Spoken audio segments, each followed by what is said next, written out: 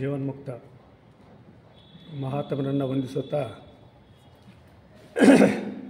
ಮಾನ್ಯ ಸಹೋದರ ಸಹೋದರಿಯರೇ, ಈ ದಿನದ ವಿಶೇಷವಾದಂಥ ಒಂದು ಕಾರ್ಯಕ್ರಮ ಇದು ವೈಶಾಖ ಹುಣ್ಣಿಮೆ ಅಂತ ಕರೀತಾರೆ. ಈ ದಿನ ಬುದ್ಧ ಪೌರ್ಣಿಮೆ ಅಂತಲೂ ಕೂಡ ಕರೀತಾರೆ ಇದನ್ನೇ. ಯಾಕಂದರೆ ಭಗವಾನ್ ಬುದ್ಧರಿಗೂ ಈ ವೈಶಾಖ ಹುಣ್ಣಿಮೆಗೂ ಬಹಳ ವಿಶೇಷವಾದ ನಂಟಿದೆ. ಏನು ಘಟನೆಗಳು ನಡೆದಿದೆ ಅವರ ಜೀವನದಲ್ಲಿ ವಿಶೇಷವಾಗಿ, ಅದೆಲ್ಲವೂ ಕೂಡ ಇದೇ ವೈಶಾಖ ಹುಣ್ಣಿಮೆ ದಿವಸ ನಡೆದಿರತಕ್ಕಂಥದ್ದು. ಒಂದನೆಯದು ಅವರ ಜನನ, ಭಗವಾನ್ ಬುದ್ಧರ ಜನನ ಆಗಿದ್ದು ವೈಶಾಖ ಹುಣ್ಣಿಮೆ ದಿವಸ. ಅವರಿಗೆ ಜ್ಞಾನೋದಯ ಆಗಿದ್ದು ವೈಶಾಖ ಹುಣ್ಣಿಮೆ ದಿವಸ. ಮತ್ತು ಅವರು ತಮ್ಮ ದೇಹವನ್ನು ಬಿಟ್ಟಿದ್ದು ಕೂಡ ವೈಶಾಖ ಹುಣ್ಣಿಮೆ ದಿವಸ. ನಂತರ ಇನ್ನೂ ಒಂದು ವಿಶೇಷ ಕಾರ್ಯಕ್ರಮ ನಡೆಯುತ್ತೆ. ಅದರ ವಿಶೇಷತೆ ಏನಂದರೆ, ಆ ದಿನ ಸುಮಾರು 2500 ವರ್ಷಗಳ ಹಿಂದೆ ಇದ್ದಂತಹ ಗೌತಮ ಬುದ್ಧರ ಸ್ವರೂಪ ಆ ದಿನ ಮತ್ತೆ ಕಾಣಿಸ್ಕೊಂಡು ಈ ಪ್ರಪಂಚಕ್ಕೆ ತಮ್ಮ ಪ್ರೇಮ ಅನುರಾಗಗಳ ಒಂದು ಆಶೀರ್ವಾದವನ್ನು ಕೊಡ್ತಕ್ಕಂಥ ಒಂದು ವಿಶೇಷ ಕಾರ್ಯಕ್ರಮ. ಅದು ನಡೆಯುವುದು ಹಿಮಾಲಯ ಪರ್ವತಗಳ ತಪ್ಪಲಿನಲ್ಲಿ. ಹುಣ್ಣಿಮೆ ಅಂದರೆ ನಮಗೂ ಕೂಡ ಆಧ್ಯಾತ್ಮಿಕ ಮಾರ್ಗದಲ್ಲಿರುವವರಿಗೆ ಅದರ ವಿಶೇಷತೆಗಳು ಅಲ್ಪ ಸ್ವಲ್ಪ ನಮಗೂ ಗೊತ್ತಿದೆ. ಏನಂದರೆ, ಹುಣ್ಣಿಮೆಗೂ ಚಂದ್ರನಿಗೂ ಮತ್ತು ನಮ್ಮ ಮನಸ್ಸಿಗೂ ನಿಕಟವಾದ ಸಂಬಂಧ ಇದೆ, ಒಂದು ವಿಶೇಷವಾದ ಸಂಬಂಧ ಇದೆ. ಯಾಕಂದರೆ ಆ ಒಂದು ಹುಣ್ಣಿಮೆ ಕಾಲದಲ್ಲಿ ನಮ್ಮ ಮನಸ್ಸು ಪ್ರಫುಲ್ಲವಾಗುತ್ತೆ. ಡಿಲೈಟ್ ಅಂತ ಹೇಳ್ತೀವಲ್ಲ, ಆ ರೀತಿಯ ಒಂದು ಸ್ಥಿತಿನಲ್ಲಿರುತ್ತೆ. ಮತ್ತು ನಮ್ಮ ಮನಸ್ಸಿನ ಮೇಲೆ ಪ್ರಭಾವ ಬೀರುತ್ತೆ. ಮನಸ್ಸು ಇದು ಯಾವುದು, ಹುಣ್ಣಿಮೆ ಮತ್ತು ಅಮಾವಾಸ್ಯೆಯಲ್ಲಿ ಎರಡೂ ಕೂಡ ಪ್ರಭಾವ ಬೀರುತ್ತೆ. ಹುಣ್ಣಿಮೆ ದಿವಸ ನಮಗೆ ವಿಶೇಷವಾಗಿ ನಮ್ಮ ಆಧ್ಯಾತ್ಮಿಕ ಪ್ರಗತಿಗೆ ಅನುಕೂಲವಾಗುವ ರೀತಿಯಲ್ಲಿ ಈ ಪ್ರಕೃತಿಯೇ ನಮಗೆ ಮಾಡಿಕೊಂಡಿರ್ತಕ್ಕಂಥ ಒಂದು ಅನುಕೂಲತೆ. ಯಾಕೆ ಹಿಂಗಾಯಿತು ಅಂತ ನಾವು ಇತಿಹಾಸದ ಹಿನ್ನೆಲೆಯಲ್ಲಿ ನೋಡಿದಾಗ ನಮಗೆ ಗೊತ್ತಾಗೋದೇನೆಂದರೆ, ನಾವು ಇವಾಗ ಮಾನವನ ಜನ್ಮದಲ್ಲಿದ್ದೀವಿ. ಇದಕ್ಕೆ ಹಿಂದೆ ಏನಾಗಿದ್ದೀವಿ, ಸಂಸಾರಣ ಯೋಜನೆಯಲ್ಲಿ ನಾವು ಮಾನವ ಜನ್ಮದಲ್ಲಿದ್ದೀವಿ. ಈಗ ಇದರ ಹಿಂದೆ ಏನಾಗಿದ್ದೀವಿ, ಸಂಸಾರಣ ಯೋಜನೆಯಲ್ಲಿ ಪ್ರಾಣಿಗಳಾಗಿ ವಿಕಾಸ ಹೊಂದ್ತಾ ಇದ್ವಿ ಹಿಂದೆ. ಈಗ ಮಾನವರಾಗಿ ವಿಕಾಸ ಹೊಂದ್ತಾ ಇದ್ದೀವಿ. ಪ್ರಾಣಿಗಳಾಗಿ ವಿಕಾಸ, ಈಗ ನಾವು ಭೂಗೋಳದಲ್ಲಿ ನಾವು ಜನ್ಮ ತಗೊಂಡಿದ್ದೀವಿ, ಯಾವುದು ಮಾನವರಾಗಿ ವಿಕಾಸ ಹೊಂದ್ತಾ ಇದ್ದೀವಿ. ಆದರೆ ನಾವು ಪ್ರಾಣಿಗಳಾಗಿದ್ದಾಗ ಎಲ್ಲಿದ್ದೀವಿ ಅಂತಕ್ಕಂಥದ್ದು ಪ್ರಶ್ನೆ. ನಮ್ಮ ಇತಿಹಾಸದ ಸಾಹಿತ್ಯದಲ್ಲಿ ನಮ್ಗೆ ಗೊತ್ತಾಗೋದೇನೆಂದರೆ, ನಾವು ಪ್ರಾಣಿಗಳಾಗಿದ್ದಾಗ ಚಂದ್ರಮಂಡಲದಲ್ಲಿ ನಮ್ಮ ವಿಕಾಸ ನಡೀತಾ ಇತ್ತು ಅಂತ. ಅಂದರೆ ಒಂದು ಯೋಜನೆಯ ಹಿಂದೆ, ಸಂಸರಣ ಯೋಜನೆಯಲ್ಲಿ 432 ಕೋಟಿ ವರ್ಷಗಳು ಬೇಕಾಗುತ್ತೆ ಒಂದು ಹಂತದಿಂದ ಇನ್ನೊಂದು ಹಂತಕ್ಕೆ ಹೋಗಬೇಕಾದ್ರೆ. ಆ ರೀತಿ ನಾವು ಪ್ರಾಣಿಗಳಾಗಿರಬೇಕಾದ್ರೆ, ವಿಕಾಸ ಹೊಂದಬೇಕಾದ್ರೆ ಚಂದ್ರಮಂಡಲದಲ್ಲಿ ಇದ್ದೀವಿ ಅಂತ. ಈಗ ಅಲ್ಲಿ ಇನ್ನೊಂದು ವಿಷಯ ಏನು ನಾವು ಪರಿಶೀಲನೆ ಮಾಡಬೇಕಾಗುತ್ತೆ ಅಂದರೆ, ನಮಗೆ ಬ್ರೈನ್ ಅಂತಿದೆ, ಅಂದರೆ ಮೆದುಳು. ಈ ಮೆದುಳು ನಮ್ಮಲ್ಲಿದೆ. ಯಾವ್ಯಾವ್ಯಾರಿಗೆ ಮೆದುಳಿದೆ? ಮಾನವ ವರ್ಗಕ್ಕೆ ಮೆದುಳಿದೆ. ಮತ್ತು ಸಸ್ಯವರ್ಗಕ್ಕೆ ಇದೆಯಾ ಮೆದುಳು? ಹೇಳಬೇಕು. ಸಸ್ಯವರ್ಗದಲ್ಲಿ ಮೆದುಳಿದೆಯಾ? ಇಲ್ಲ. ಪ್ರಾಣಿ ವರ್ಗದಲ್ಲಿದೆಯಾ? ಇದೆ. ಅಲ್ಲಿಗೆ ಮೆದುಳಿನ ಒಂದು ಅಂಕರಾರ್ಪಣೆ ಆಗಿದ್ದು, ಮೆದುಳಿನ ಒಂದು ರಚನೆ ಆಗಿದ್ದು ಯಾವಾಗ? ಪ್ರಾಣಿ ವರ್ಗದಲ್ಲಿದ್ದಾಗ ಮೆದುಳಿನ ಒಂದು ರಚನೆ ಆಯಿತು, ಒಂದು ಅಂಕರಾರ್ಪಣೆ ಆಯಿತು. ಅಂದರೆ ಆ ಮೆದುಳಿಗೆ ಬೇಕಾದಂಥ ಅಣುಗಳೆಲ್ಲ ಎಲ್ಲಿಂದ ಸಿಕ್ತು ನಮಗೆ?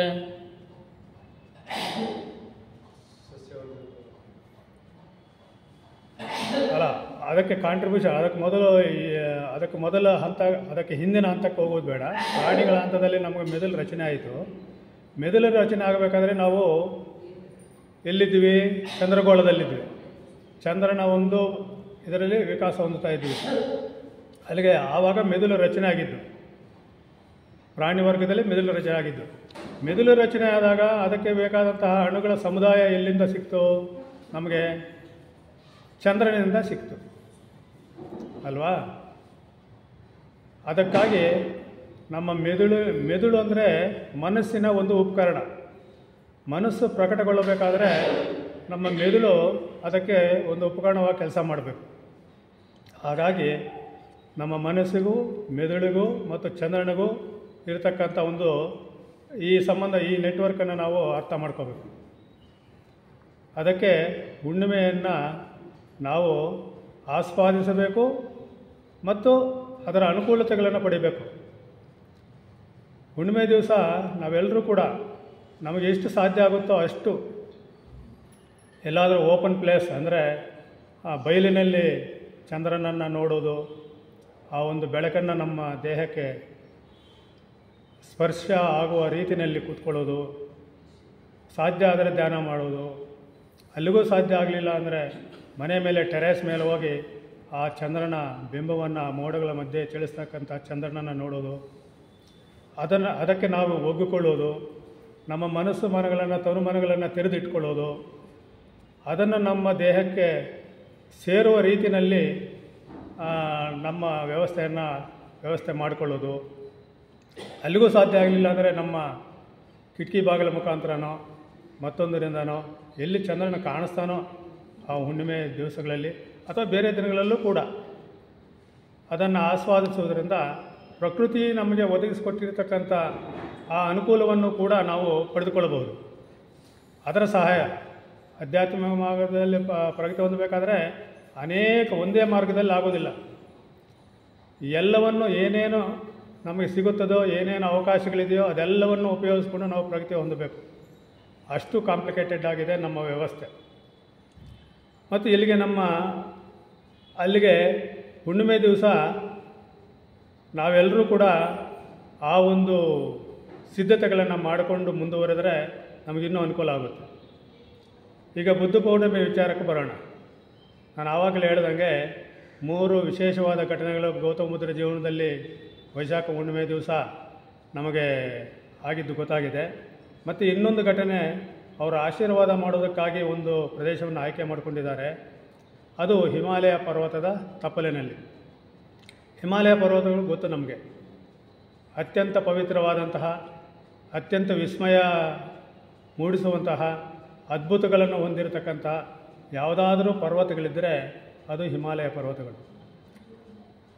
ಎಲ್ಲ ಮಹರ್ಷಿಗಳು ತಮ್ಮ ಆವಾಸ ಸ್ಥಾನವನ್ನಾಗಿ ಆಯ್ಕೆ ಮಾಡಿಕೊಂಡಿರುವುದು ಕೂಡ ಅದೇ ಹಿಮಾಲಯ ಪರ್ವತಗಳು. ಅನೇಕ ಸಾಧಕರು ತಮ್ಮ ಸಾಧನೆಗಾಗಿ ಆಯ್ಕೆ ಮಾಡಿಕೊಂಡಿರ್ತಕ್ಕಂಥ ಸ್ಥಳ ಕೂಡ ಹಿಮಾಲಯ ಪರ್ವತಗಳು. ಮತ್ತು ಅನೇಕ ಪುಣ್ಯ ನದಿಗಳು ಹರಿಯತಕ್ಕಂಥ ಪ್ರದೇಶ ಯಾವುದಾದರಿದ್ದರೆ ಅದು ಹಿಮಾಲಯ ಪರ್ವತಗಳು. ಹಾಗಾಗಿ ಹಿಮಾಲಯ ಪರ್ವತಗಳು ನಾವು ನಮ್ಮ ಊಹೆಗೆ ಮೀರಿದಂತಹ ಒಂದು ಅದ್ಭುತಗಳನ್ನು ತನ್ನ ಒಡಲಲ್ಲಿ ಇಟ್ಕೊಂಡಿರ್ತಕ್ಕಂಥ ಆ ಹಿಮಾಲಯ ಪರ್ವತಗಳ ಒಂದು ತಪ್ಪಲಿನಲ್ಲಿ, ಅಂದರೆ ಹಿಮಾಲಯ ಪರ್ವತಗಳ ಉತ್ತರ ಭಾಗಕ್ಕೆ. ಹಿಮಾಲಯ ಪರ್ವತಗಳು ನಮಗಿರೋದು ಯಾವ ಭಾಗದಲ್ಲಿದೆ? ನಾವಿಲ್ಲಿದ್ದೀವಿ. ನಮಗೆ ಹಿಮಾಲಯ ಪರ್ವತ ಯಾವ ಭಾಗದಲ್ಲಿದೆ? ಉತ್ತರ ಭಾಗದಲ್ಲಿದೆ. ಮತ್ತು ಈ ಪ್ರದೇಶ ನಮ್ಮ ಆಶೀರ್ವಾದ ಮಾಡೋದಕ್ಕೆ, ಗೌತಮ ಬುದ್ಧರು ಆಶೀರ್ವಾದ ಮಾಡೋದಕ್ಕೆ ಆಯ್ಕೆ ಮಾಡಿಕೊಂಡಿರ್ತಕ್ಕಂಥ ಒಂದು ಮೈದಾನ ಇರತಕ್ಕಂಥದ್ದು ಯಾವ ಪ್ರದೇಶದಲ್ಲಿ? ಹಿಮಾಲಯ ಪರ್ವತಗಳ ಉತ್ತರ ಭಾಗಕ್ಕೆ. ಹಿಮಾಲಯ ಪರ್ವತಗಳ ಉತ್ತರ ಭಾಗಕ್ಕೆ ಅಂದರೆ ನಮಗೂ ಆ ಪ್ರದೇಶಕ್ಕೂ ಮಧ್ಯೆ ಹಿಮಾಲಯ ಪರ್ವತಗಳಿದೆ. ಈಗ ನಾವು ಇಲ್ಲಿದ್ದೀವಿ, ಹೀಗೆ ಊಹೆ ಮಾಡ್ಕೊಳ್ಳೋಣ, ಹಿಮಾಲಯ ಪರ್ವತಗಳು ಈ ಕಡೆಗಿದೆ ಈಗ ಸದ್ಯಕ್ಕೆ, ಆ ಥರ ಊಹೆ ಮಾಡ್ಕೊಳ್ಳೋಣ. ಹಿಮಾಲಯ ಪರ್ವತಗಳ ಉತ್ತರ ಭಾಗಕ್ಕೆ ಅಂದರೆ ಈ ಮೈದಾನ ಇಲ್ಲಿದ್ದರೆ ಈ ಮೈದಾನದ ದಕ್ಷಿಣ ಭಾಗಕ್ಕೆ ಹಿಮಾಲಯ ಪರ್ವತಗಳಿದೆ. ಆ ಒಂದು ಪ್ರದೇಶವನ್ನು ಆಯ್ಕೆ ಮಾಡಿಕೊಂಡಿದ್ದಾರೆ. ಆ ಪ್ರದೇಶ ಭೌಗೋಳಿಕವಾಗಿ ನೋಡಬೇಕಾದ್ರೆ ಲಾಸಾ ಪಟ್ಟಣ ಇಲ್ಲಿದ್ದರೆ ಸುಮಾರು 400 ಮೈಲಿ ದೂರದಲ್ಲಿ ಪಶ್ಚಿಮಕ್ಕೆ ಆ ಒಂದು ಪ್ರದೇಶ ಇದೆ. ಅರ್ಥ ಆಗುತ್ತಲ್ವ? ಅಂದರೆ ಸ್ವಲ್ಪ ಊಹೆ ಮಾಡ್ಕೊಳ್ಳೋಣ ಅದನ್ನು. ಲಾಸಾ ಪಟ್ಟಣ ಇದೆ, ಅದು ಟಿಬೆಟ್ನಲ್ಲಿರ್ತಕ್ಕಂಥ ಲಾಸಾ ಪಟ್ಟಣ. ಅದಕ್ಕೆ ಪಶ್ಚಿಮ ಭಾಗಕ್ಕೆ 400 ಮೈಲಿ ದೂರದಲ್ಲಿ ಅಂಥ ಒಂದು ಪ್ರದೇಶ ಇದೆ. ಅಲ್ಲೇನೇನು ವಿಶೇಷಗಳಿದೆ? ದಕ್ಷಿಣಕ್ಕೆ ಹಿಮಾಲಯ ಪರ್ವತಗಳಿದೆ, ಆ ಮೈದಾನ ಸುಮಾರು 1.5 ಕಿಲೋಮೀಟ್ರು, 2 ಕಿಲೋಮೀಟ್ರು, 1.5 ಅಲ್ಲ 2 ಕಿಲೋಮೀಟ್ರು ಈ ರೀತಿ ಉದ್ದ ಇದೆ. ಅಂದರೆ ದಕ್ಷಿಣದಿಂದ ಉತ್ತರಕ್ಕೆ 2 ಕಿಲೋಮೀಟ್ರ್ ಉದ್ದ ಇದೆ, ಪಶ್ಚಿಮದಿಂದ ಪೂರ್ವಕ್ಕೆ 1 ಕಿಲೋಮೀಟ್ರ್ ಅಗಲ ಇದೆ. ಹುಲ್ಲುಗಾವಲಿಂದ ಕೂಡಿದೆ. ಯಾವ ದೊಡ್ಡ ದೊಡ್ಡ ಮರಗಿಡಗಳು ಆ ಥರ ಯಾವುದೂ ಇಲ್ಲ. ಅದರ ಸುತ್ತಲೂ ಗುಡ್ಡ ಪ್ರದೇಶಗಳಿಂದ ಆವೃತವಾಗಿದೆ. ಅದು ಸ್ವಾಭಾವಿಕವಾಗಿ ಮೂಡಿರತಕ್ಕಂಥ ಒಂದು ಮೈದಾನ. ಯಾರು ಅದನ್ನು ಮೈದಾನ ಸಮತಟ್ಟು ಮಾಡಿ ಮೈದಾನ ಮಾಡಿರ್ತಕ್ಕಂಥದ್ದಲ್ಲ. ಪ್ರಕೃತಿಯೇ ಆ ರೀತಿಯಾದಂಥ ರಚನೆಯನ್ನು ಮಾಡಿಕೊಂಡಿರ್ತಕ್ಕಂಥ ಮೈದಾನ. ಆ ಮೈದಾನ ಸುತ್ತಲೂ ದಟ್ಟವಾದ ಕಾಡುಗಳಿದೆ. ಆ ಮೈದಾನಕ್ಕೆ ಸುತ್ತಲೂ ದಟ್ಟವಾದ ಕಾಡುಗಳಿದೆ. ಆ ಮೈದಾನದ ದಕ್ಷಿಣ ಭಾಗದಲ್ಲಿ, ಅಂದರೆ ಹಿಮಾಲಯ ಪರ್ವತಗಳಲ್ಲಿ ಒಂದು ನದಿ ಹುಟ್ಟುತ್ತೆ. ನದಿ ಹುಟ್ಟಿ ಅದು ಬಂದು ಆ ಮೈದಾನದ ಪಶ್ಚಿಮ ಭಾಗದಲ್ಲಿ ಹರಿತಾ, ಈ ರೀತಿ ಪಶ್ಚಿಮ ಭಾಗದಲ್ಲಿ ಹರಿತಾ ಮತ್ತೆ ಮಧ್ಯಭಾಗಕ್ಕೆ, ದಕ್ಷಿಣ ಭಾಗದಲ್ಲಿ ಉತ್ತರ ಭಾಗದಲ್ಲಿ ಮಧ್ಯಭಾಗಕ್ಕೆ ಬಂದು ದೂರದಲ್ಲಿ ಕಾಣಿಸ್ತಾ ಇರತಕ್ಕಂಥ ಒಂದು ಸರೋವರಕ್ಕೆ ಸೇರಿಕೊಳ್ಳುತ್ತೆ. ಆ ಒಂದು ಪ್ರದೇಶದಲ್ಲಿ ಒಂದು ನದಿ ಕೂಡ ಹರಿಯುತ್ತೆ. ಮತ್ತು ಆ ನದಿ ಸೇರಿಕೊಳ್ತಕ್ಕಂಥ ಒಂದು ಆ ಸರೋವರ ಇದೆಯಲ್ಲ, ಸರೋವರ ಪೂರ್ತಿ ಯಾವಾಗಲೂ ಕೂಡ ಕಮಲದ ಹೂವುಗಳಿಂದ ವಿಶೇಷವಾದ, ಆ ಏರಿಯಾದಲ್ಲಿ ಬೆಳೀತಕ್ಕಂಥ ವಿಶೇಷವಾದ ಹೂವುಗಳಿಂದ ಸಮೃದ್ಧವಾಗಿರ್ತಕ್ಕಂಥ ಒಂದು ಪರಿಸರವನ್ನು ಹೊಂದಿರುತ್ತೆ. ಪವಿತ್ರವಾದಂಥ ಒಂದು ಪರಿಸರವನ್ನು ಹೊಂದಿರುತ್ತೆ. ಮತ್ತು ಆ ಮೈದಾನಕ್ಕೆ ಪೂರ್ವ ಭಾಗದಲ್ಲಿ, ಅಲ್ಲಿ ಯಾವುದು ಕಟ್ಟಡಗಳು ಯಾವುದೂ ಇಲ್ಲ, ಆದರೂ ಕೂಡ ಪೂರ್ವ ಭಾಗದಲ್ಲಿ ಒಂದು ಗುಡ್ಡದ ಒಂದು ತಪ್ಪಲಿನಲ್ಲಿ ಹಳೆಯ ಕಾಲದ ಶಿಥಿಲ ಹೊಂದಿರತಕ್ಕಂಥ ಒಂದು ಬೌದ್ಧ ಸ್ತೂಪ ಇದೆ. ಬೌದ್ಧರದೊಂದು ಸ್ತೂಪ ಇದೆ. ಇಷ್ಟು ಆ ಮೈದಾನದ ವಿಶೇಷತೆಗಳು. ಮತ್ತು ಆ ಮೈದಾನದ, ನಾನು ಆವಾಗಲೇ ಹೇಳಿದ್ನಲ್ಲ, 2 ಕಿಲೋಮೀಟ್ರ್ ದೂರದಲ್ಲಿದೆ, 2 ಕಿಲೋಮೀಟ್ರ್ ಉದ್ದ ಇದೆ. ಇಲ್ಲಿಂದ ದಕ್ಷಿಣದಿಂದ ಉತ್ತರಕ್ಕೆ 2 ಕಿಲೋಮೀಟ್ರ್ ಇಳಿಜಾರಾಗಿದೆ. ಅಂದರೆ ಹಿಮಾಲಯ ಪರ್ವತಗಳಿಂದ ಇಳಿಜಾರಾಗಿದೆ. ಮತ್ತು ನದಿ ಕೂಡ ಆ ಇಳಿಜಾರಿನಲ್ಲಿ ಹಿಂಗೆ ಹರಿಯುತ್ತದೆ ಮತ್ತು ಸರೋವರಕ್ಕೆ ಸೇರುತ್ತೆ. ಅದೇ ಮೈದಾನದಲ್ಲಿ ದಕ್ಷಿಣ ಭಾಗದ ಅರ್ಧ ಭಾಗಕ್ಕಿಂತ ಮೇಲ್ಭಾಗದಲ್ಲಿ ಒಂದು ಬಂಡೆ ಇದೆ. ಅದು ಕೂಡ ಸ್ವಾಭಾವಿಕವಾಗಿ ಮೂಡಿರ್ತಕ್ಕಂಥ ಒಂದು ಬಂಡೆ ಯಾವ ರೀತಿ ಇದೆ ಅಂದರೆ 3 ಅಡಿ, ಅಂದರೆ ಇಷ್ಟು 3 ಅಡಿ ಎತ್ತರ ಇದೆ, 6 ಅಡಿ ಅಗಲ ಇದೆ ಮತ್ತು 12 ಅಡಿ ಈ ರೀತಿ ಉದ್ದ ಇದೆ. ಅದು ಈ ದಿನದ ವಿಶೇಷವಾದಂತಹ ಈ ಕಾರ್ಯಕ್ರಮಕ್ಕೆ ಪೂಜಾಪೀಠದಂತೆ ಅದನ್ನು ಉಪಯೋಗಿಸ್ತಾರೆ. ಅಲ್ಲಿ ಪೂಜಾಪೀಠ ಅಂತ ನಾವೇನು ಹೇಳ್ತೀವಿ, ಆ ಪೀಠನೂ ಆ ಪೀಠದ ರೀತಿಯಲ್ಲಿ ಅದನ್ನು ಅಲಂಕಾರ ಮಾಡಿ ಉಪಯೋಗಿಸ್ತಾರೆ. ಇದು ಅದರ ವೈಶಿಷ್ಟ್ಯತೆ. ಮತ್ತು ಈ ಒಂದು ಕಾರ್ಯಕ್ರಮಕ್ಕೆ ಯಾರ್ಯಾರು ಬರ್ತಾರೆ ಅಂತ ಅಂದರೆ, ಆ್ಯಕ್ಚುಲಾಗಿ ಇವತ್ತು ಇರತಕ್ಕಂಥದ್ದು ಬುದ್ಧ ಪೌರ್ಣಿಮೆ ಆದ್ರೂ ಕೂಡ ಆ ಒಂದು ಗಳಿಗೆ, ಆ ಅಮೃತ ಗಳಿಗೆ ಬರ್ತಕ್ಕಂಥದ್ದು ಸಮಯ ಏನಂದರೆ ಇವತ್ತು ರಾತ್ರಿ 10 ಗಂಟೆ 26 ನಿಮಿಷಕ್ಕೆ. ತಾವೆಲ್ಲರೂ ಕೂಡ ಅದಕ್ಕೆ ಅರ್ಧ ಗಂಟೆ ಮುಂಚಿತವಾಗಿ ಧ್ಯಾನಾಸಕ್ತರಾಗಿ ಮತ್ತು ಅರ್ಧ ಗಂಟೆ ನಂತರವರೆಗೂ ಕೂಡ ಧ್ಯಾನಾಸಕ್ತರಾಗಿ ಆ ಒಂದು ನಾವೇನು ಇವತ್ತು ತಿಳ್ಕೊಳ್ತೀವಿ ವಿಷಯಗಳು, ಈ ವಿಷಯಗಳ ಜೊತೆಗೆ ಗೌತಮ ಬುದ್ಧರ ಬೋಧನೆಗಳ ಜೊತೆಗೆ ಅವರ ಸಂದೇಶಗಳ ಜೊತೆಗೆ ನಮ್ಮ ಶ್ರದ್ಧೆ ಭಕ್ತಿಗಳನ್ನು ಅರ್ಪಿಸಿ ಆ ಒಂದು ಸಮಯದಲ್ಲಿ ಕಾಲ ಕಳೆದರೆ ಆ ಒಂದು ಆಶೀರ್ವಾದ ಶಕ್ತಿಗಳು ನಮ್ಮಲ್ಲೂ ಕೂಡ ಹರಿಯೋದಕ್ಕೆ ಸಾಧ್ಯತೆ ಇದೆ ಅಂತಕ್ಕಂಥದ್ದನ್ನು ನಾವು ಗಮನದಲ್ಲಿಟ್ಕೊಂಡು ಈ ದಿನ ರಾತ್ರಿ 10 ಗಂಟೆ 26 ನಿಮಿಷಕ್ಕೆ ಆ ಗಳಿಗೆ ಬರುತ್ತೆ. ಅದಕ್ಕೆ ಅರ್ಧ ಗಂಟೆ ಮುಂಚೆ ಅಥವಾ 15 ನಿಮಿಷ ಮೊದಲು, ನಂತರ ಒಂದು 15 ನಿಮಿಷ, ಈ ರೀತಿ ನಮ್ಮ ಸಮಯವನ್ನು ವ್ಯವಸ್ಥೆ ಮಾಡಿಕೊಂಡು ಧ್ಯಾನಾಸಕ್ತರಾಗಿ ಆ ಒಂದು ಕಾರ್ಯಕ್ರಮ ನಡೀತಾ ಇರತಕ್ಕಂಥ ಸಂದರ್ಭದಲ್ಲಿ ನಾವು ಅಲ್ಲಿದ್ದೀವಿ ಅಂತ ಭಾವಿಸ್ಕೊಂಡು, ಅಥವಾ ಆಶೀರ್ವಾದ ಶಕ್ತಿ ನಮ್ಮವರೆಗೂ ಬರ್ತಾ ಇದೆ ಅಂತ ಭಾವಿಸ್ಕೊಂಡು ಇದ್ದರೆ, ಅದರಿಂದ ಈ ದಿನದ ಈ ಬೌದ್ಧ ಪೌರ್ಣಿಮೆಯ ಒಂದು ವಿಶೇಷತೆಯಲ್ಲಿ ನಾವು ಭಾಗವಹಿಸ್ತಕ್ಕಂಥ ಒಂದು ಅವಕಾಶವನ್ನು ನಾವು ಕೂಡ ಪಡೆದುಕೋಬಹುದು ಅಂತ ಹೇಳ್ತಾ, ಅಲ್ಲಿ ಯಾರ್ಯಾರು ಸೇರ್ತಾರೆ ಅಂದರೆ ಸಾಮಾನ್ಯವಾಗಿ ಅಲೆಮಾರಿ ಜನಾಂಗ ಅಂತ ಹೇಳ್ತಾರೆ. ಅಂದರೆ ಅವರು ಒಂದು ಕಡೆ ಇರತಕ್ಕಂಥವ್ರಲ್ಲ, ಆ ಗುಡ್ಡಗಾಡುಗಳಲ್ಲಿ ಅಳಿತಾ ಇರ್ತಾರೆ ತಮ್ಮ ಸಣ್ಣ ಪುಟ್ಟ ಪ್ರಾಣಿಗಳ ಜೊತೆಯಲ್ಲಿ ತಮ್ಮ ಜೀವನೋಪಾಯಕ್ಕಾಗಿ. ಅವ್ರಿಗೆ ಗೊತ್ತಿದೆ ಇದು ಏನು, ಇಂಥ ಎಲ್ಲ ವಿಶೇಷತೆಗಳು ಅವ್ರಿಗೆ ಗೊತ್ತಿಲ್ಲದೆ ಇರ್ಬೋದು. ಒಟ್ಟಿನಲ್ಲಿ ಏನೋ ಒಂದು ಕಾರ್ಯಕ್ರಮ ಇಲ್ಲಿ ನಡೆಯುತ್ತೆ ಅನ್ನತಕ್ಕಂಥದ್ದು ಅವರ ತರಾಂತರಗಳಿಂದ ಅವರ ಹಿರಿಯರಿಂದ ಕಂಡುಕೊಂಡು ಆ ದಿನ ಅಲ್ಲಿ ಇರುವ ರೀತಿಯಲ್ಲಿ ಅವರು ಒಂದು ವ್ಯವಸ್ಥೆಯನ್ನು ಮಾಡಿಕೊಳ್ತಾರೆ. ಮತ್ತು ಬೌದ್ಧ ಭಿಕ್ಷುಗಳು ಗೊತ್ತಲ್ಲ, ಸನ್ಯಾಸಿಗಳು, ಅವರಿಗೆ ಆ ಕಾರ್ಯಕ್ರಮದ ಬಗ್ಗೆ ಗೊತ್ತಿರತಕ್ಕಂಥವರು ಅವರು ಅಲ್ಲಿ ಹಾಜರಿರ್ತಾರೆ. ಮತ್ತು ಬೌದ್ಧ ಮತಾಧಿಪತಿಗಳಾದಂತಹ ಲಾಮಾಗಳು ಅವರು ಕೂಡ ಆ ಒಂದು ಕಾರ್ಯಕ್ರಮದಲ್ಲಿ ಭಾಗವಹಿಸ್ತಾರೆ. ಅದರ ಜೊತೆಗೆ ನಾವು ಶೇತರ್ಷಿ ಸಂಘ ಅಂತ ನಾವೇನು ಕರಿತೀವಿ, ವೈಟ್ ಲೋಟಸ್ ಲಾಡ್ಜ್ ಅಂತ ನಾವು ಏನಂತ ಕರಿತೀವಿ ನಾವು, ಶ್ವೇತರ್ಷಿ ಸಂಘದ ಸದಸ್ಯರು ಎಲ್ಲರೂ ಕೂಡ ಅಲ್ಲಿ ಭಾಗವಹಿಸ್ತಾರೆ. ಯಾರು ಸನತ್ ಕುಮಾರ ಪ್ರಭುಗಳು ಮತ್ತು ಅವರ ಶಿಷ್ಯರಾದಂಥ 3 ಜನ ಹೊರತುಪಡಿಸಿ ಮಿಕ್ಕ ಎಲ್ಲರೂ ಕೂಡ ಅಲ್ಲಿ ಭಾಗವಹಿಸ್ತಕ್ಕಂಥ ಒಂದು ಸಂಪ್ರದಾಯ ಇದೆ. ಎಲ್ಲ ಮಹರ್ಷಿಗಳು, ಅವರ ಶಿಷ್ಯರು. ಶ್ವೇತರ್ಷಿ ಸಂಘದ ಸದಸ್ಯರು ಅಂದರೆ ಎಲ್ಲಿಂದ ಪ್ರಾರಂಭ ಆಗುತ್ತೆ ಏನಾದರೂ ನಮಗೆ ಗೊತ್ತಿದೆಯಾ? ಅಂದರೆ ಆ ಸಂಘಕ್ಕೆ ಸದಸ್ಯರಾಗಬೇಕಾದ್ರೆ ಒಂದು ಅರ್ಹತೆ ಇದೆ, ಇವರು ಸದಸ್ಯರಾಗಬಹುದು ಅಂತ. ಎಲ್ಲಿಂದ?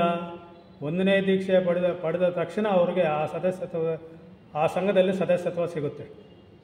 ಯಾರ್ಯಾರು 1ನೇ ದೀಕ್ಷೆ, 2ನೇ ದೀಕ್ಷೆ, 3ನೇ ದೀಕ್ಷೆ ಅಂತ ನಾವು ಏನು ಕರಿತೀವಿ, 1ನೇ ದೀಕ್ಷೆ ಯಾರ್ಯಾರು ತಗೊಂಡಿದ್ದಾರೋ ಅವರೆಲ್ಲರೂ ಕೂಡ ಆ ಸಂಘದ ಸದಸ್ಯರು. ಮತ್ತು 9ನೇ ದೀಕ್ಷೆವರೆಗೂ ಕೂಡ, ಸನತ್ ಕುಮಾರ ಪ್ರಭುಗಳಿರ್ತಕ್ಕಂಥ ದೀಕ್ಷೆವರೆಗೂ ಕೂಡ ಆ ಸಂಘದ ಸದಸ್ಯರು. ಆ ರೀತಿ ಇದ್ದಾಗ ಆ ಸಂಘದ ಸದಸ್ಯರು ಎಲ್ಲರೂ ಕೂಡ ಭಾಗವಹಿಸೋದಕ್ಕೆ ಅಲ್ಲಿ ಆಹ್ವಾನ ಇದೆ. ಸಾಮಾನ್ಯವಾಗಿ ಭಾಗವಹಿಸ್ತಾರೆ. ಅದರ ಜೊತೆಗೆ ಥಿಯಾಸಫಿಕಲ್ ಸೊಸೈಟಿಯ ಮುಂದುವರೆದಂತಹ ಸಹೋದರರು ಅವರು ಕೂಡ ಅಲ್ಲಿ ಭಾಗವಹಿಸ್ತಾರೆ. ಯಾವ ರೀತಿ ಭಾಗವಹಿಸ್ತಾರೆ? ಅವರವರ ಸಾಮರ್ಥ್ಯಕ್ಕೆ ತಕ್ಕ ರೀತಿಯಲ್ಲಿ. ಕೆಲವರು ಭೌತಿಕವಾಗಿ ಅಲ್ಲಿ ಹಾಜರಾಗಬಹುದು, ಕೆಲವರು ಕಾಮದೇಹದಲ್ಲಿ ಹೋಗಿ ಅಲ್ಲಿ ಹಾಜರಾಗಿ ಆ ಕಾರ್ಯಕ್ರಮವನ್ನು ವೀಕ್ಷಣೆ ಮಾಡಬಹುದು.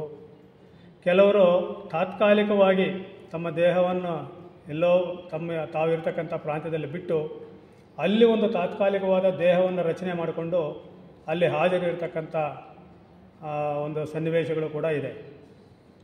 ಆ ರೀತಿ ಅಂಥ ಸದಸ್ಯರೆಲ್ಲ ಅಲ್ಲಿ ಹಾಜರಾದಾಗ ಬಹಳ ಅನ್ಯೋನ್ಯವಾಗಿ, ಬಹಳ ಪ್ರೀತಿ ಪಾತ್ರದಿಂದ ಆಪ್ಯಾಯಮಾನವಾಗಿ ಇರ್ತಕ್ಕಂಥ ಒಂದು ಸನ್ನಿವೇಶ ಅಲ್ಲಿ ಸೃಷ್ಟಿಯಾಗುತ್ತೆ. ಅದನ್ನು ಆ ಮಾತುಗಳಲ್ಲೇ ನಾವು ಕೇಳಿಸ್ಕೊಳ್ಳೋಣ.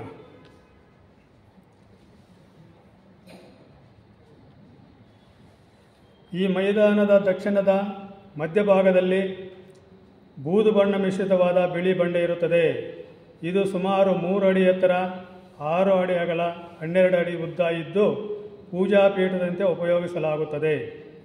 ಹುಣ್ಣಿಮೆ ಕಾಲಕ್ಕೆ ಕೆಲವು ಗಂಟೆಗಳ ಮುಂಚೆಯೇ ಅಲ್ಲಿ ಸೇರಿರುವ ಜನರು ಆ ಪೂಜಾಪೀಠದಂತಿರುವ ಬಂಡೆಯ ಮುಂಭಾಗದಲ್ಲಿ, ಅಂದರೆ ಬಂಡೆ ಈ ಕಡೆ ಇದ್ದರೆ ಈ ಕಡೆ, ಅದರ ಮುಂಭಾಗ ಈ ಕಡೆಗೆ ಮುಂಭಾಗದಲ್ಲಿ ಸಾಕಾದಷ್ಟು ಜಾಗ ಬಿಟ್ಟು ಉತ್ತರ ಭಾಗದಲ್ಲಿ ನಿಶ್ಶಬ್ದವಾಗಿ ಸಾಲು ಸಾಲಾಗಿ ಕುಳಿತುಕೊಳ್ಳುತ್ತಾರೆ.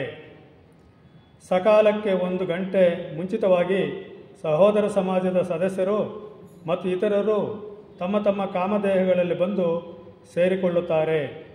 ಸಹೋದರ ಸಮಾಜದ ಮುಂದುವರೆದ ಸದಸ್ಯರು ತಾತ್ಕಾಲಿಕವಾಗಿ ಸ್ಥೂಲ ದೇಹವನ್ನು ರಚಿಸಿಕೊಂಡು ಇತರರಿಗೆ ಕಾಣಿಸುವಂತೆ ಹಾಜರಿರುತ್ತಾರೆ.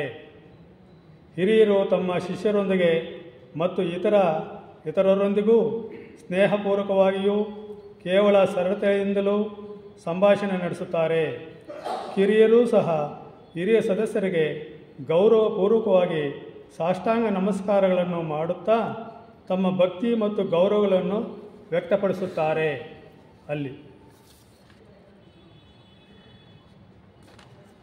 ಈ ಸಮಯದಲ್ಲಿ, ಅಂದರೆ ಹುಣ್ಣಿಮೆ ಕಾಲಕ್ಕೆ ಆ ಸಮೀಪ ಹತ್ತಿರ ಬರ್ತಾ ಇದ್ದಂಗೆ ಅದಕ್ಕಾಗಿ ನೇಮಿಸಲ್ಪಟ್ಟ ಸದಸ್ಯರು, ಗೊತ್ತು ಮಾಡಲ್ಪಟ್ಟ ಸದಸ್ಯರು ಸಂಸ್ಕಾರ ಕಾರ್ಯಕ್ಕಾಗಿ ಪೂಜಾಪೀಠವನ್ನು ಸುಂದರವಾದ ಪುಷ್ಪಗಳಿಂದಲೂ ಪವಿತ್ರವಾದ ಹೂಗಳಿಂದಲೂ ದಿವ್ಯವಾಗಿ ಅಲಂಕರಿಸುವ ಕಾರ್ಯದಲ್ಲಿ ತೊಡಗಿರುತ್ತಾರೆ.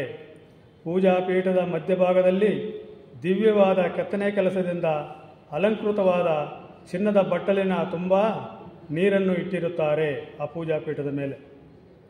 ಈ ಬಟ್ಟಲಿನ ಮುಂಭಾಗದಲ್ಲಿ ಸ್ವಲ್ಪ ಸ್ಥಳ ಜಾಗ ಬಿಟ್ಟಿರುತ್ತಾರೆ. ಹುಣ್ಣಿಮೆ ಕಾಲಕ್ಕೆ ಅರ್ಧ ಗಂಟೆ ಮುಂಚಿತವಾಗಿ ಮಹಾಚೌಹಾಣ್ರವರ ಸಂಕೇತದ ಪ್ರಕಾರ ನೋಡಿ ಎಂಥ ಮಹರ್ಷಿಗಳಲ್ಲಿ ಭಾಗವಹಿಸ್ತಾರೆ ಅಂತ. ಮಹಾಚೌಹಾಣ್ರವರು 3ರಿಂದ 7ನೇಯ ರೇಖೆಯವರೆಗೂ ಕೂಡ ಅವರು ಅಧಿಪತಿಗಳು.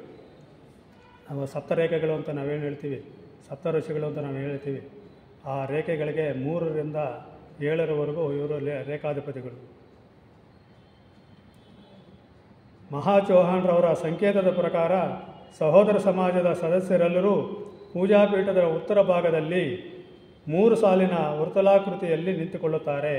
ರೌಂಡ್ ಮಾಡಿಕೊಂಡು ನಿಂತ್ಕೊಳ್ತಾರೆ ಆ ಪೂಜಾಪೀಠದ ಮುಂದೆ. ಅತ್ಯಂತ ಹೊರಗಿನ ವರ್ತುಲದಲ್ಲಿ ಅತ್ಯಂತ ಕಿರಿಯ ಸಹೋದರರು, ಅತ್ಯಂತ ಒಳಗಿನ ವರ್ತುಲದಲ್ಲಿ ಗೊತ್ತಾದ ಮುಖ್ಯ ಸ್ಥಳಗಳಲ್ಲಿ ಹಿರಿಯ ಅಧಿಕಾರಿ ವರ್ಗದವರು ಒಳಮುಖವಾಗಿ ವಿಂಗಡಿಸಿಕೊಂಡು ನಿಲ್ಲುತ್ತಾರೆ. ಬೌದ್ಧ ಮತದ ಪವಿತ್ರ ಗ್ರಂಥಗಳಿಂದ ಆರಿಸಲ್ಪಟ್ಟ ಪಾಲಿ ಭಾಷೆಯಲ್ಲಿರುವ ಕೆಲವು ಪದ್ಯಗಳನ್ನು ಪಠಿಸುತ್ತಾರೆ. ಈ ಘೋಷವು ಮುಕ್ತಾಯವಾಗಿ ಮೌನವು ಪ್ರಾರಂಭವಾದ ಕೂಡಲೇ ಅತ್ಯಂತ ಒಳಗಿನ ವೃತ್ತದ ಮಧ್ಯಭಾಗದಲ್ಲಿ ಮೈತ್ರೇಯ ಪ್ರಭುಗಳು ರಾಜದಂಡವನ್ನು ಕೈಯಲ್ಲಿ ಹಿಡಿದುಕೊಂಡು ಪ್ರತ್ಯಕ್ಷರಾಗುತ್ತಾರೆ. ಅಲ್ಲಿ ಆ ವರ್ತುಲಾಕಾರದಲ್ಲಿ ಸುತ್ತಿದರೆ ಮಧ್ಯದಲ್ಲಿ ಆವಾಗ ಅಲ್ಲಿ ನಮ್ಮ ಮೈತ್ರೇಯ ಪ್ರಭುಗಳು ರಾಜದಂಡವನ್ನು ಹಿಡಿದುಕೊಂಡು ಪ್ರತ್ಯಕ್ಷರಾಗ್ತಾರೆ. ಈ ರಾಜದಂಡವು ಒಂದು ಅದ್ಭುತವಾದ ಸಂಕೇತವು. ಈ ಗೋಳಮಾಲೆಗಳ ಪ್ರಜಾಪತಿಯು ಮಾನವ ಜೀವನ ತರಂಗವನ್ನು ಸಂಸರಣ ಕ್ಷೇತ್ರಕ್ಕೆ ಪ್ರಪ್ರಥಮವಾಗಿ ಕಳುಹಿಸಿದಾಗ, ಎಂದರೆ ಕೋಟ್ಯಾಂತರ ವರ್ಷಗಳ ಹಿಂದೆಯೇ ಇದನ್ನು ತನ್ನ ಗಮನ ಕೇಂದ್ರವನ್ನಾಗಿ ಅಭಿಮಂತ್ರಿಸಿದ್ದನು. ಇದು ಆತನ ದಿವ್ಯ ಅನುಗ್ರಹ ಶಕ್ತಿಗಳಿಗೆ ಸ್ಥೂಲ ಲೋಕದಲ್ಲಿ ಒಂದು ನಾಳೆಯಾಗಿರುತ್ತದೆ. ಇದು ಯಾವ ಗೋಳದಲ್ಲಿ ಇರುತ್ತದೆಯೋ ಅದು ಸೃಷ್ಟಿ ತರಂಗದ ರಂಗಸ್ಥಳವಾಗಿರುತ್ತದೆ. ಆ ಮಂತ್ರದಂಡ ಹಿಡ್ಕೊಂಡು ಮೈತ್ರೇಯ ಮಹರ್ಷಿಗಳು ಅಲ್ಲಿ ಬಂದ್ರಲ್ಲ, ಆ ಮಂತ್ರದಂಡದ ವಿಶೇಷತೆಯನ್ನು ಇಲ್ಲಿ ವರ್ಣಿಸ್ತಾ ಇದ್ದಾರೆ. ಈ ರಾಜದಂಡವು ಈ ಗೋಳಮಾಲೆಯ ಈಶ್ವರನ ಗಮನಧಾರಣೆ ಕೇಂದ್ರವಾಗಿದೆ. ಅದನ್ನು ಗೋಳದಿಂದ ಗೋಳಕ್ಕೆ ಬದಲಾಯಿಸಿದಂತೆಲ್ಲ, ಅಂದರೆ ಒಂದು ಗ್ರಹದಿಂದ ಇನ್ನೊಂದು ಗ್ರಹಕ್ಕೆ ಬದಲಾಯಿಸಿದಂತೆಲ್ಲ ಹಿಂದಿನ ಗೋಳದ ಚಟುವಟಿಕೆಗಳು ನಿಂತು ಹೋಗಿ ಆ ಗೋಳವು ತಮಸ್ಸನ್ನು ಪ್ರವೇಶಿಸುತ್ತದೆ. ಈ ರಾಜದಂಡವನ್ನು ಪಡೆದ ಮುಂದಿನ ಗೋಳವು ನಮ್ಮ ಪ್ರಜಾಪತಿಗಳ ಗಮನಕ್ಕೆ ಮುಖ್ಯ ಕೇಂದ್ರವಾಗಿ ಅದರ ಸಂಸರಣದ ಚಟುವಟಿಕೆಯು ತೀವ್ರಗೊಳ್ಳುತ್ತದೆ. ಹೀಗೆಯೇ ಅದು ನಮ್ಮ ಭೂಮಿಯನ್ನು ಬಿಟ್ಟಾಗ ಇದರ ಚಟುವಟಿಕೆಯು ಮಂದಗತಿಗೆ ಬಂದು ತಾತ್ಕಾಲಿಕ ಪ್ರಳಯ ಅದನ್ನು ಆವರಿಸುತ್ತದೆ. ಎಲ್ಲಿವರೆಗೂ ಆ ರಾಜದಂಡ ಈ ಭೂಗೋಳದಲ್ಲಿರುತ್ತದೋ ಅಲ್ಲಿವರೆಗೂ ಈ ಜೀವನದ ಈ ಚೈತನ್ಯದ ಚಟುವಟಿಕೆ ನಡೀತಾ ಇರುತ್ತೆ. ಅದು ಈ ಗೋಳವನ್ನು ಬಿಟ್ಟ ತಕ್ಷಣ ಅಲ್ಲಿಂದ ತಾತ್ಕಾಲಿಕವಾದ ಪ್ರಳಯ ಪ್ರಾರಂಭ ಆಗುತ್ತೆ. ಇದು ಯಾವಾಗಲೂ ಜಗತ್ಪ್ರಭುಗಳ ವಶದಲ್ಲಿ ಶಂಬಳ ದ್ವೀಪದಲ್ಲಿರುತ್ತದೆ. ನಮಗೆ ತಿಳಿದ ಮಟ್ಟಿಗೆ ಈ ವೈಶಾಖ ಉತ್ಸವದ ಸಲುವಾಗಿ ಮಾತ್ರ ಅದು ಅಲ್ಲಿಂದ ಈ ಪೂಜಾಪೀಠವಿರುವ ಪ್ರದೇಶಕ್ಕೆ ವರ್ಗಾಯಿಸಲ್ಪಡುತ್ತದೆ. ಅದು ಯಾರ ವಶದಲ್ಲಿರುತ್ತೆ? ಸನತ್ ಕುಮಾರರ ಪ್ರಭುಗಳ ವಶದಲ್ಲಿ ಶಂಬಳ ದ್ವೀಪದಲ್ಲಿರುತ್ತೆ ಯಾವಾಗಲೂ ಕೂಡ. ಅದು ಇಲ್ಲಿಗೆ ಮಾತ್ರ ಈ ಒಂದು ಕಾರ್ಯಕ್ರಮಕ್ಕಾಗಿ ವಿಶೇಷವಾಗಿ ಮೈತ್ರೇಯ ಮಹರ್ಷಿಗಳ ಒಂದು ಆಹ್ವಾನದ ಒಂದು ಬೇಡಿಕೆಯ ಮೇರೆಗೆ ಅಲ್ಲಿಗೆ ಬಂದಿರುತ್ತೆ. ಇದು ಗುಂಡಾದ ಶಲಾಕೆಯು. ಇದನ್ನು ಈಗ ದೊರೆಯದೇ ಇರುವ ಒಂದು ವಿಧವಾದ ಆರಿಚಾಲ್ಕಮ್ ಎಂಬ ಲೋಹದಿಂದ ಮಾಡಿರುತ್ತಾರೆ. ಇದು 2 ಅಂಗುಳದಷ್ಟು ಮಂದವಾಗಿಯೂ 2 ಅಡಿಗಳಷ್ಟು ಉದ್ದವಾಗಿಯೂ ಇದೆ. ಇದರ 2 ತುದಿಗಳಲ್ಲಿ ಒಂದು ಗುಂಡಾದ ಗೋಳಾಕೃತಿಯುಳ್ಳ ವಜ್ರವು ಕಚ್ಚಿಸಲ್ಪಟ್ಟಿದೆ. ಇದನ್ನು ನೋಡಿದವರಿಗೆ ಇದರ ಸುತ್ತಲೂ ಪ್ರಕಾಶಮಾನವಾದ ಪಾರದರ್ಶಕ ಅಗ್ನಿಜ್ವಾಲೆಯು ಜಾರಿಕೊಂಡಿರುವಂತೆ ಕಾಣುತ್ತದೆ. ಈ ಸಂಸ್ಕಾರ ಕಾರ್ಯಕಲಾಪದಲ್ಲಿ ಮೈತ್ರೇಯ ಪ್ರಭುಗಳು ಬಿಟ್ಟು ಮತ್ತಾರೂ ಇದನ್ನು ಮುಟ್ಟದೇ ಇರುವ ಅಂಶವು ಗಮನಕ್ಕೆ ಬರುತ್ತದೆ. ಅದನ್ನು ಯಾರೂ ಮುಟ್ಟುವುದಿಲ್ಲ, ಮೈತ್ರೇಯ ಮಹರ್ಷಿಗಳು ಮಾತ್ರ ಅದನ್ನು ಮುಟ್ಟುವುದಕ್ಕೆ ಅರ್ಹತೆ ಇರತಕ್ಕಂಥದ್ದು. ಮೈತ್ರೇಯ ಪ್ರಭುಗಳು ವೃತ್ತದ ಮಧ್ಯಭಾಗದಲ್ಲಿ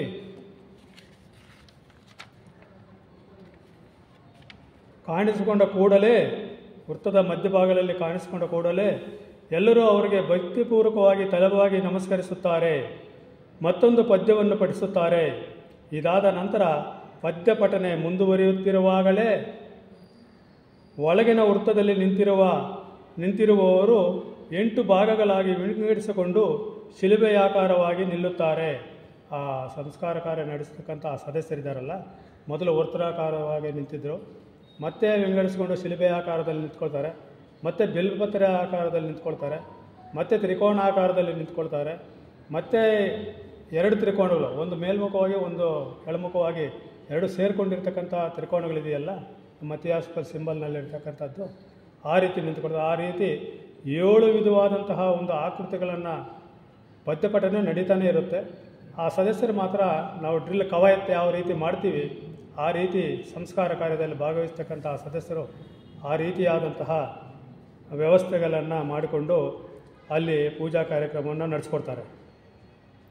ಈ 7ನೆಯ ಮತ್ತು ಕೊನೆಯ ಅಂತಸ್ತನ್ನು ತಲುಪಿದ ನಂತರ ಪದ್ಯಪಠನೆ ನಿಂತು ಹೋಗಿ ಕೆಲವು ಕ್ಷಣಗಳ ಕಾಲ ಗಂಭೀರ ಮೌನವು ಆವರಿಸಿದ ಮೇಲೆ ಮೈತ್ರೇಯ ಪ್ರಭುಗಳು ತಮ್ಮ ಎರಡೂ ಕೈಗಳಿಂದ ರಾಜದಂಡವನ್ನು ತೆಗೆದುಕೊಂಡು ಮೇಲಕ್ಕೆ ಎತ್ತಿ ಪಾಳಿ ಭಾಷೆಯಲ್ಲಿ ಸೃಷ್ಟಾವ್ಯವಾದ ಮಾತುಗಳಲ್ಲಿ ಆ ರೀತಿ ದಂಡವನ್ನು ಮೇಲಕ್ಕೆ ಎತ್ಕೊಂಡು ಎರಡೂ ಕೈಗಳಿಂದ ಎಲ್ಲವೂ ಸಿದ್ಧವಾಗಿದೆ, ಗುರುಗಳೇ ದಯಮಾಡಿ ಅಂತ ಗೌತಮ ಬುದ್ಧರಿಗೆ ಆಹ್ವಾನ ಕೊಡ್ತಾರೆ.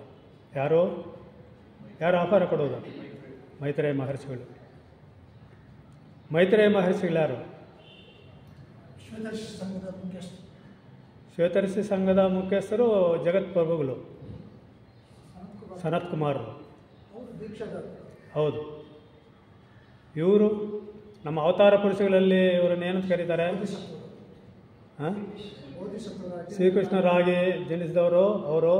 ಈಗ ಜಗದ್ಗುರುಗಳ ಪೀಠವನ್ನು ಅಲಂಕರಿಸಿದವರು ಅವರೇನೆ. ಮತ್ತು ಯೇಸು ಕ್ರಿಸ್ತರ ಒಂದು ಶರೀರವನ್ನು ಉಪಯೋಗಿಸ್ಕೊಂಡು ಇದನ್ನು ಕೊಟ್ಟವರು, ಬೋಧನೆ ಕೊಟ್ಟವರು ಅವರೇನೆ. ಜೆ ಕೃಷ್ಣಮೂರ್ತಿಯವರ ಶರೀರವನ್ನು ಸಹ ತಮ್ಮ ವಾಹನವಾಗಿ ಉಪಯೋಗಿಸ್ಕೊಂಡು ಬೋಧನೆ ಕೊಟ್ಟವರು ಕೂಡ ಈ ಮಹಾತ್ಮರೇ. ಈಗ ಅದಕ್ಕೆ ಮೊದಲಿದ್ದವರು ಗೌತಮ ಬುದ್ಧರು ಯಾವುದು ಗುರುಪೀಠ ಅಂತ ನಾವೇನು ಹೇಳ್ತೀವಿ, ಆ ಗುರುಪೀಠವನ್ನು ತ್ಯಜಿಸಿದ ನಂತರ ಅದನ್ನು ಜಗದ್ಗುರುಗಳಾಗಿ ಆ ಪೀಠವನ್ನು ಅಲಂಕಾರ ಮಾಡಿರ್ತಕ್ಕಂಥ ಮಹಾತ್ಮರು ಮೈತ್ರೇಯ ಮಹರ್ಷಿಗಳು. ಅವರು 2ನೇ ಶಾಖೆಗೆ ಅಧಿಪತಿಗಳು, ಜ್ಞಾನ ಶಾಖೆಗೆ. ಎಲ್ಲವೂ ಸಿದ್ಧವಾಗಿದೆ, ಗುರುಗಳೇ ದಯಮಾಡಿ ಎಂಬುದಾಗಿ ಆಹ್ವಾನವಿತ್ತ ಕೂಡಲೇ, ಎಂದರೆ ಪೂರ್ಣಿಮೆಯ ಕ್ಷಣಕ್ಕೆ ಸರಿಯಾಗಿ ದಕ್ಷಿಣ ಗುಡ್ಡಗಳ ಮೇಲ್ಗಡೆಯಲ್ಲಿ, ಈ ಕಡೆ ದಕ್ಷಿಣ ಗುಡ್ಡಗಳಿದ್ದರೆ ಈ ಕಡೆ ಮೇಲ್ಗಡೆಯಲ್ಲಿ ಭಗವಾನ್ ಬುದ್ಧರ ಮಹಿಮಾನ್ವಿತವಾದ ಮೂರ್ತಿಯು ಅಂತರಿಕ್ಷದಲ್ಲಿ ಕಾಣಿಸಿಕೊಳ್ಳುತ್ತದೆ. ಆವಾಗ ಕಾಣಿಸ್ಕೊಳ್ತದೆ. ಆ ಒಂದು ಮೂರ್ತಿಯ ವಿವರ ಈ ರೀತಿ ಇದೆ. ಗುಡ್ಡಗಳ ಮೇಲೆ ತೇಲಾಡುತ್ತಿರುವ ಬುದ್ಧರ ಬಿಂಬವು ಬಹುದೊಡ್ಡ ಪ್ರಮಾಣದ್ದು. ಅದು ಅವರು ಸ್ಥೂಲಲೋಕದಲ್ಲಿ ಬಾಳುತ್ತಿದ್ದಾಗ ಇದ್ದ ರೂಪವನ್ನೇ ಹೋಲುತ್ತದೆ. ಆ ಮೂರ್ತಿಯು ಪದ್ಮಾಸನದಲ್ಲಿ ಕುಳಿತಿರುವಂತೆಯೂ ಕೈಗಳನ್ನು ಜೋಡಿಸಿಕೊಂಡಂತೆಯೂ ಬೌದ್ಧ ಭಿಕ್ಷುವಿನಂತೆ ಹಳದಿ ವಸ್ತ್ರವನ್ನು ಧರಿಸಿಕೊಂಡಿದ್ದರೂ ಬಳತೋಲು ಅಂದರೆ ಈ ಕಡೆ ಬೆತ್ತಲೆ ಇರುವಂತೆಯೂ ಕಾಣಿಸುತ್ತದೆ. ಅವರ ಮುಖಭಾವವು ವರ್ಣನಾತೀತವಾದದ್ದು, ವರ್ಣಿಸುವುದಕ್ಕೆ ಸಾಧ್ಯ ಇಲ್ಲ. ಅಷ್ಟು ಸುಂದರವಾದ ಮೂರ್ತಿ, ಅಷ್ಟು ದಿವ್ಯವಾದ ಮೂರ್ತಿ. ದೈವಿಕತೆ, ಶಾಂತಿ ಮತ್ತು ವೀರ್ಯ ಭಾವನೆಗಳು ಮುಖದಲ್ಲಿ ತಾಂಡವವಾಡುತ್ತಿರುತ್ತವೆ. ಪ್ರೇಮ ಜ್ಞಾನಗಳ ಸಾಕಾರ ಮೂರ್ತಿಯಂತೆ ಕಂಗೊಳಿಸುತ್ತಾರೆ. ಸಾಕ್ಷಾತ್ ದೇವರನ್ನೇ ನೋಡಿದಷ್ಟು ಸಂತೋಷವಾಗುವಂತೆ ಮುಖದಲ್ಲಿ ಪರಿಶುದ್ಧತೆ ಮತ್ತು ಸೌಮ್ಯತೆಗಳು ಎದ್ದು ಕಾಣುತ್ತವೆ. ಕೂದಲು ನೀಲಿ ಮಿಶ್ರಿತ ಕಪ್ಪಾಗಿದ್ದು ಗುಂಗುರಾಗಿದೆ ಮತ್ತು ಹೆಗಲನ್ನು ಮುಟ್ಟುವ ಮಟ್ಟಕ್ಕೆ, ಈ ಮಟ್ಟಕ್ಕೆ ಜುಟ್ಟನ್ನು ಕತ್ತರಿಸಲ್ಪಟ್ಟಿದೆ. ಮುಂದಲೇ ವಿಭಾಗಿಸಲ್ಪಟ್ಟು ಹಿಂದಕ್ಕೆ ಬಾಚಿದಂತೆ ಇದೆ. ಸಿದ್ಧಾರ್ಥ ರಾಜಕುಮಾರನು ಸತ್ಯಾನ್ವೇಷಣೆಗಾಗಿ ಅರಮನೆಯನ್ನು ಬಿಟ್ಟು ತೆರಳುವಾಗ ತನ್ನ ಜುಟ್ಟನ್ನು ತನ್ನ ಖಡ್ಗದಿಂದ ಕತ್ತಿನ ಮಟ್ಟಕ್ಕೆ ಕತ್ತರಿಸಿ ಹಾಕಿದನೆಂದು, ಅನಂತರ ಕೂದಲು ಯಾವಾಗಲೂ ಅದೇ ಮಟ್ಟಕ್ಕೆ ಇತ್ತೆಂತೂ ಒಂದು ರೀತಿಯ ಕತೆ ಇದೆ. ಅಂದರೆ ಯಾವಾಗ ರಾಜಕುಮಾರ ಅರಮನೆ ಬಿಟ್ಟು ಹೋದನೋ ಆವಾಗ ತನ್ನ ಖಡ್ಗದಿಂದಲೇ ತನ್ನ ಕೂದಲನ್ನು ಕತ್ತರಿಸ್ಕೊಂಡಾಗ ಆ ಹೆಗಲಿನ ಮಟ್ಟಕ್ಕೆ ಆವತ್ತು ಯಾವ ರೀತಿ ಇತ್ತೋ ಮತ್ತು ಯಾವತ್ತೂ ಅದು ಅದೇ ಮಟ್ಟದಲ್ಲಿ ಇತ್ತು ಅಂತ ಒಂದು ಕಥೆ ಇದೆ. ಈ ರೀತಿ ತೋರಿಸಿಕೊಳ್ಳುವ ಭಗವಾನ್ ಬುದ್ಧರ ಬಿಂಬವು ತನ್ನ ಸುತ್ತಲೂ ದಿವ್ಯವಾದ ತೇಜಸ್ಸಿನ ಆವರಣವನ್ನು ಹೊಂದಿರುತ್ತದೆ. ಆವರಣ ಎಲ್ಲೆಲ್ಲೂ ಇಲ್ಲ ಅಂತ ಕಾಣಿಸುತ್ತೆ. ಇಲ್ಲ,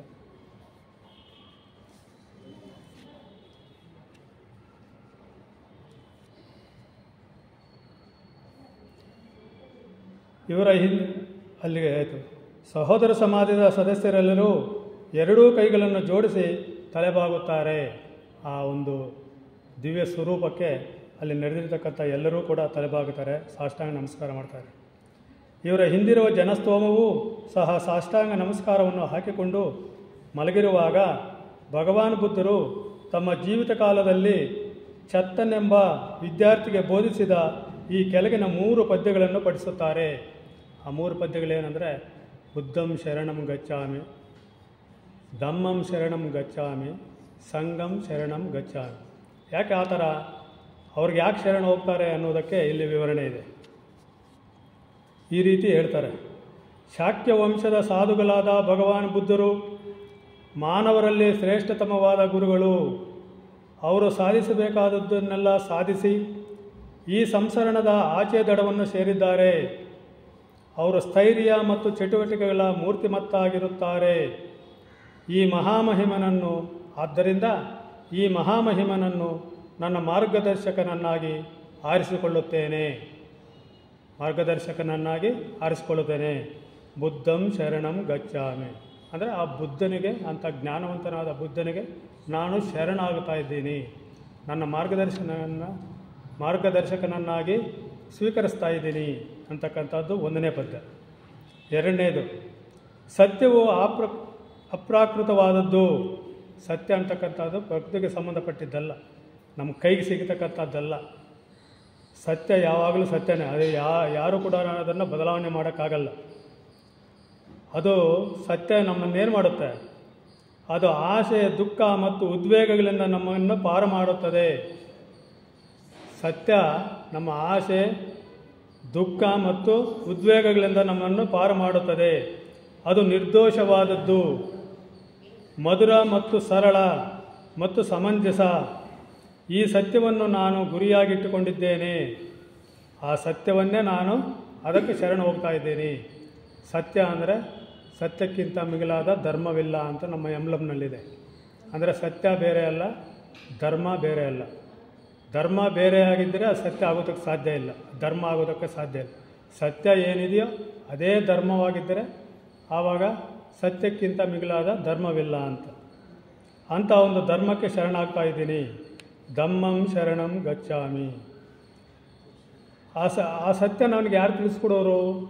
ಅಂಥ ಒಂದು ಸತ್ಯಗಳನ್ನು, ಅಂಥ ಒಂದು ಧರ್ಮವನ್ನು ನಮಗೆ ಬೋಧನೆ ಮಾಡ್ತಕ್ಕಂಥವ್ರು ಯಾರು? ಅವ್ರ ಸಂಘದಲ್ಲಿರಬೇಕಲ್ವ ನಾವು.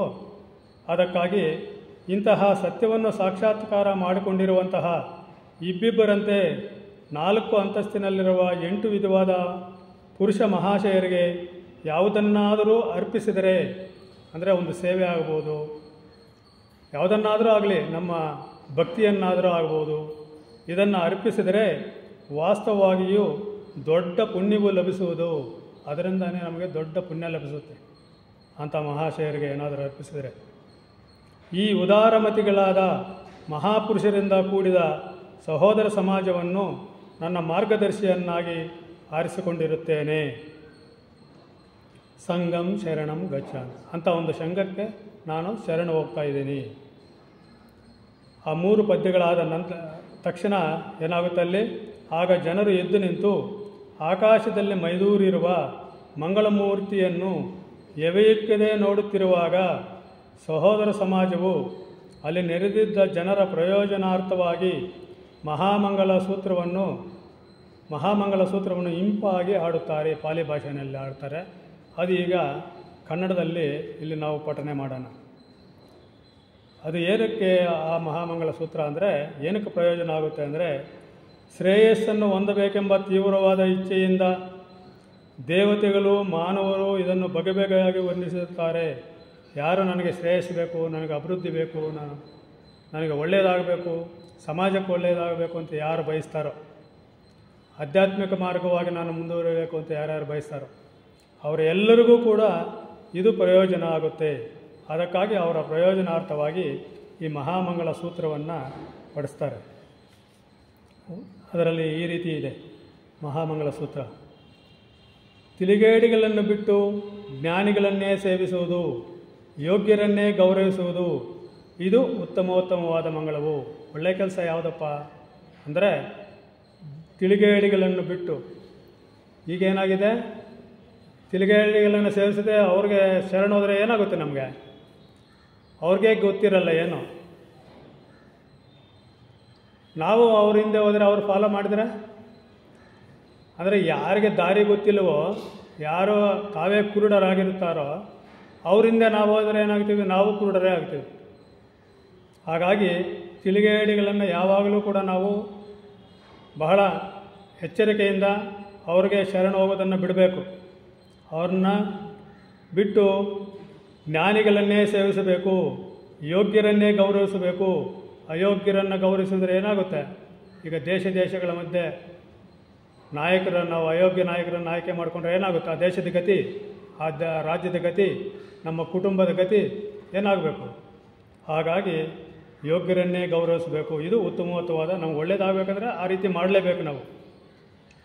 ಹಿತಕರವಾದ ನಾಡಲ್ಲಿ ವಾಸಿಸುವುದು, ಹಿಂದಿನ ಜನ್ಮದಲ್ಲಿ ಪುಣ್ಯಕೃತಿಗಳನ್ನು ಎಸಗಿರುವುದು, ಒಳ್ಳೆಯ ಸತ್ಕಾಂಕ್ಷೆಗಳನ್ನು ಹೃದಯದಲ್ಲಿ ತುಂಬಿರುವುದು, ಇದು ಉತ್ತಮವಾದ ಮಂಗಳವು. ನಮ್ಮ ಹೃದಯದಲ್ಲಿ ಯಾವಾಗಲೂ ಸತ್ಕಾಂಕ್ಷೆಗಳೇ ತುಂಬಿರಬೇಕು.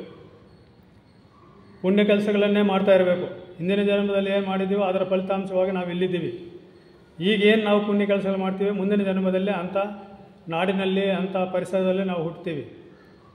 ಹಾಗಾಗಿ ಹಿತಕರವಾದ ನಾಡಿನಲ್ಲಿ ಜನಿಸಬೇಕಂದ್ರೆ, ವಾಸಿಸಬೇಕಂದ್ರೆ ಈಗ ಪುಣ್ಯಕೃತಿಗಳನ್ನೇ ಎಸಗಿರಬೇಕು ನಾವು. ಸಾಕಾದಷ್ಟು ಆತ್ಮ ಸಂಸರಣ ಮತ್ತು ಪರಿಶುದ್ಧವಾದ ಅಂತರಂಗ ದೃಷ್ಟಿ, ಆತ್ಮ ಸಂಯಮ ಮತ್ತು ಸುಶಿಕ್ಷಿತವಾದ ಮನಸ್ಸು, ಮಧುರವಾದ ಮಾತುಗಳನ್ನು ಸರಿಯಾದ ರೀತಿಯಲ್ಲಿ ಮಾತನಾಡುವುದು. ಮಾತುಗಳು ಮಧುರವಾಗಿರಬೇಕು ಮತ್ತು ಸರಿಯಾದ ರೀತಿಯಲ್ಲಿ ಮಾತಾಡಬೇಕು. ಒಳ್ಳೆಯ ಉದ್ದೇಶ ಸರಿಯಾಗಿರ್ಬೋದು, ಆದರೆ ನಾನು ಮಾತಾಡೋದು ಸರಿ ಇಲ್ಲ ಅಂದರೆ ಆಗೇನಾಗುತ್ತೆ? ಆವಾಗಲೂ ಕೂಡ ನಾನು ಏನು ಹೇಳಬೇಕು ಅಂದ್ಕೊಂಡಿದ್ದು ಆ ಸಂದೇಶ ಸೇರಲ್ಲ, ಸರಿಯಾದ ರೀತಿಯಲ್ಲಿ ಸೇರಲ್ಲ. ಸರಿಯಾಗಿ ಮಾತಾಡಿ, ಇದು ಉತ್ತಮವಾದ ಮಂಗಳವು. ತಾಯಿ ತಂದೆಗಳನ್ನು ಪೋಷಿಸುವುದು, ಪತ್ನಿ ಪುತ್ರರನ್ನು ರಕ್ಷಿಸುವುದು, ಅಹಿಂಸಾತ್ಮಕವಾದ ಕಸುವನ್ನು ಅವಲಂಬಿಸುವುದು, ಇದು ಉತ್ತಮವಾದ ಮಂಗಳವು. ತಂದೆ ತಾಯಿಗಳನ್ನು ಪೋಷಿಸುವುದು. ಮತ್ತೆ ಇನ್ನೊಂದು ಸಲ, ತಂದೆ ತಾಯಿಗಳನ್ನು ಯಾರು ಪೋಷಣೆ ಮಾಡಬೇಕು? ಅನಾಥಾಶ್ರಮಗಳು ಪೋಷಣೆ ಮಾಡಬೇಕಾ? ಯಾರು ಪೋಷಣೆ ಮಾಡಬೇಕು? ಅದಕ್ಕೋಸ್ಕರ ಒಂದು ಆಶ್ರಮ ಇದೆ, ಅವರು ಪೋಷಣೆ ಮಾಡಿಕೊಳ್ಳಿಲ್ಲ, ಮಕ್ಕಳೇ ಮಾಡಬೇಕು. ನಾವೇ ತಂದೆ ತಾಯಿಗಳನ್ನು, ನಮಗೆ ಒಳ್ಳೆಯದಾಗಬೇಕಂದ್ರೆ, ಮಂಗಳಕರವಾದಂತಹ ಒಂದು ಸನ್ನಿವೇಶ ನಾವು ಒದಗಬೇಕಂದ್ರೆ ನಾವೇನು ಮಾಡಬೇಕು? ತಾಯಿ ತಂದೆಗಳನ್ನು ಪೋಷಣೆ ಮಾಡಬೇಕು. ಪತ್ನಿ ಪುತ್ರರನ್ನು ನಾವೇ ರಕ್ಷಣೆ ಮಾಡಬೇಕು. ಅವ್ರನ್ನ ರಕ್ಷಣೆ ಮಾಡ್ತೀವಿ, ಅವ್ರನ್ನ ಸಾಕೋದು ನಾನೇ ಅಂತೇಳ್ಬಿಟ್ಟು ಹಿಂಸಾತ್ಮಕವಾದ ವೃತ್ತಿಗಳನ್ನು ಅನುಸರಿಸಬಾರ್ದು. ಅಹಿಂಸಾತ್ಮಕವಾದ ಕಸುಬನ್ನು ಅವಲಂಬಿಸಬೇಕು. ಇದೆಲ್ಲ ಜವಾಬ್ದಾರಿ ನನಗಿದೆ, ನಾನು ನ್ಯಾಯವಾಗಿ ಬದುಕಿದರೆ ಇವನು ಸಾಕೋಕ್ಕಾಗಲ್ಲ ಅಂತೇಳ್ಬಿಟ್ಟು ಅನ್ಯಾಯವಾದ ಮಾರ್ಗಗಳನ್ನು ಹುಡುಕೊಂಡು ಸಂಪಾದನೆ ಮಾಡಿದರೆ ಮತ್ತೆ ಅದು ಪಕ್ಕದಾರಿಗೆ ಕರ್ಕೊಂಡು ಹೋಗುತ್ತೆ, ದುಷ್ಟಕರ್ಮಗಳಿಗೆ ಕರ್ಕೊಂಡು ಹೋಗುತ್ತೆ. ಹಾಗಾಗಿ ಅದರಂದೇ ಎಚ್ಚರಿಕೆ ಇರಬೇಕು. ಆ ರೀತಿ ಮಾಡಿದಾಗ ಅದು ಉತ್ತಮವಾದ ಮಂಗಳವು. ಸತ್ಪಾತ್ರರಲ್ಲಿ ದಾನ ಮಾಡೋದು. ನಾವು ದಾನ ಮಾಡುವಾಗ ಸತ್ಪಾತ್ರರಲ್ಲೇ ಮಾಡಬೇಕು. ನಾವು ಯಾರಿಗೋ ದಾನ ಮಾಡ್ತೀವಿ, ಅದನ್ನು ಆತನ ಏನು ಮಾಡ್ತಾನೆ, ಹೋಗಿ ಕುಡಿಯೋಕ್ಕೆ ಮಾಡ್ತಾನೆ. ನಮ್ಮ ದೇಶ ಯಾರಿಗೋ ಸಹಾಯ ಮಾಡುತ್ತೆ, ಅದು ಆ ದುಡ್ಡು ಎಲ್ಲಿ ಖರ್ಚಾಗುತ್ತೆ? ಭಯೋತ್ಪಾದಕರಿಗೆ ವೆಪನ್ಸ್ ಕೊಡೋದಕ್ಕೆ ಅದು ಸಹಾಯ ಆಗುತ್ತೆ. ಅದರ ಪರಿಣಾಮ, ಅದರ ದುಷ್ಟಕರ್ಮ ಎಲ್ಲ ಯಾರಿಗೆ ಬರುತ್ತೆ?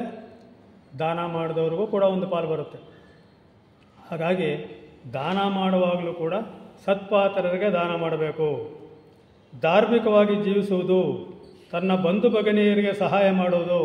ರಿಲೇಷನ್ಶಿಪ್ ಅಂದರೆ ಪರಸ್ಪರ ಸಹಾಯ ಮಾಡೋದು, ಅದರಲ್ಲಿ ಒಂದು ಕರ್ತವ್ಯ. ನಿರ್ದೋಷವಾದ ಕೆಲಸಗಳನ್ನೇ ಮಾಡೋದು, ಇದು ಉತ್ತಮವಾದ ಮಂಗಳವು. ಆಮೇಲೆ ಪಾಪ ಕಾರ್ಯಗಳಿಗೆ ಹೆದರಿ ಹಿಂಜರಿಯುವುದು. ಪಾಪ ಕಾರ್ಯಗಳನ್ನು ಮಾಡಬೇಕಾದ್ರೆ ಹೆದರ್ಕೋಬೇಕು ನಾವು. ಕರ್ಮ ಸಿದ್ಧಾಂತ ಗೊತ್ತಿರ್ತಕ್ಕಂಥವ್ರು ನಾವು.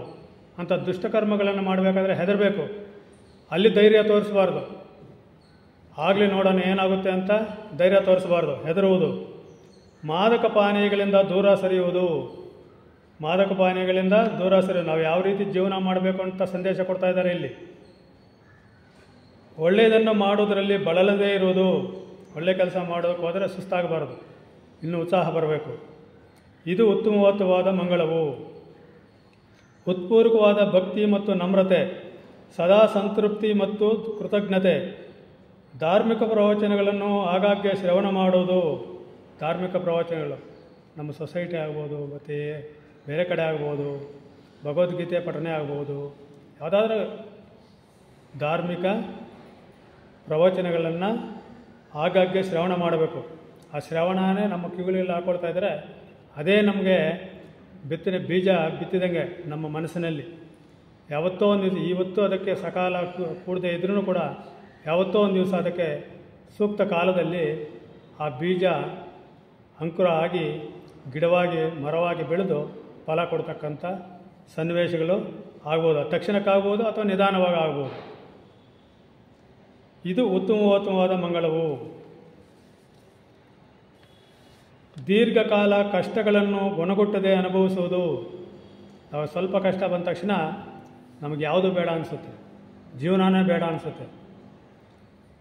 ಇನ್ನೂ ಕೆಲವು ಸಂದರ್ಭಗಳಲ್ಲಿ ನಾವು ನ್ಯೂಸ್ ಪೇಪರ್ಗಳು ನೋಡ್ತಾ ಇರ್ತೀವಿ, ಸಣ್ಣ ಸಣ್ಣ ವಿಷಯಗಳಿಗೆ ಆತ್ಮಹತ್ಯೆ ಮಾಡಿಕೊಂಡ್ರು ಅಂತ. ಅಂದರೆ ಫಸ್ಟ್ ರ್ಯಾಂಕ್ ಬಂದಿಲ್ಲ, 10ನೇ ರ್ಯಾಂಕ್ ಬಂತು ಅಂತ ಅದಕ್ಕೂ ಆತ್ಮಹತ್ಯೆ ಮಾಡ್ಕೊಳ್ತೀವಿ. ಫೈಲ್ ಆದರೆ ನಮಗೆ ಇನ್ನು ತಲೆ ಎತ್ಕೊಂಡು ತಿರುಗೋಕ್ಕಾಗಲ್ಲ ಅಂತ ಅದಕ್ಕೆ ಆತ್ಮಹತ್ಯೆ ಮಾಡ್ಕೊಳ್ತಾರೆ. ಅಂದರೆ ಸಮಾಜ ಯಾವ ರೀತಿ ತಯಾರಾಗಿದೆ ಅಂತ. ಅಂದರೆ ಕಷ್ಟಗಳು ಸುಮಾರು ಯಾವ ರೀತಿ ನಮ್ಮ ಜನಾಂಗ ಕಷ್ಟ ಅನುಭವಿಸಿದೆ ಅಂದರೆ 100 ವರ್ಷಗಳ ಹಿಂದೆ, ಜಾಸ್ತಿ ಬೇಡ, ಒಂದು 160 ವರ್ಷಗಳ ಹಿಂದೆ ತಗೊಂಡ್ರೂ ಕೂಡ ವಿದ್ಯುತ್ತೇ ಇರಲಿಲ್ಲ, ಸಾರಿಗೆ ವ್ಯವಸ್ಥೆ ಇಷ್ಟು ಅನುಕೂಲ ಇರಲಿಲ್ಲ, ಒಬ್ಬರನ್ನೊಬ್ಬರು ಮಾತಾಡೋದು ಅಂತ ದೂರದಲ್ಲಿರೋನು ಮಾತಾಡೋದಕ್ಕೆ ವ್ಯವಸ್ಥೆ ಇರಲಿಲ್ಲ, ಪರಸ್ಪರ ಭೇಟಿ ಮಾಡೋದು ಬಿಟ್ಟರೆ.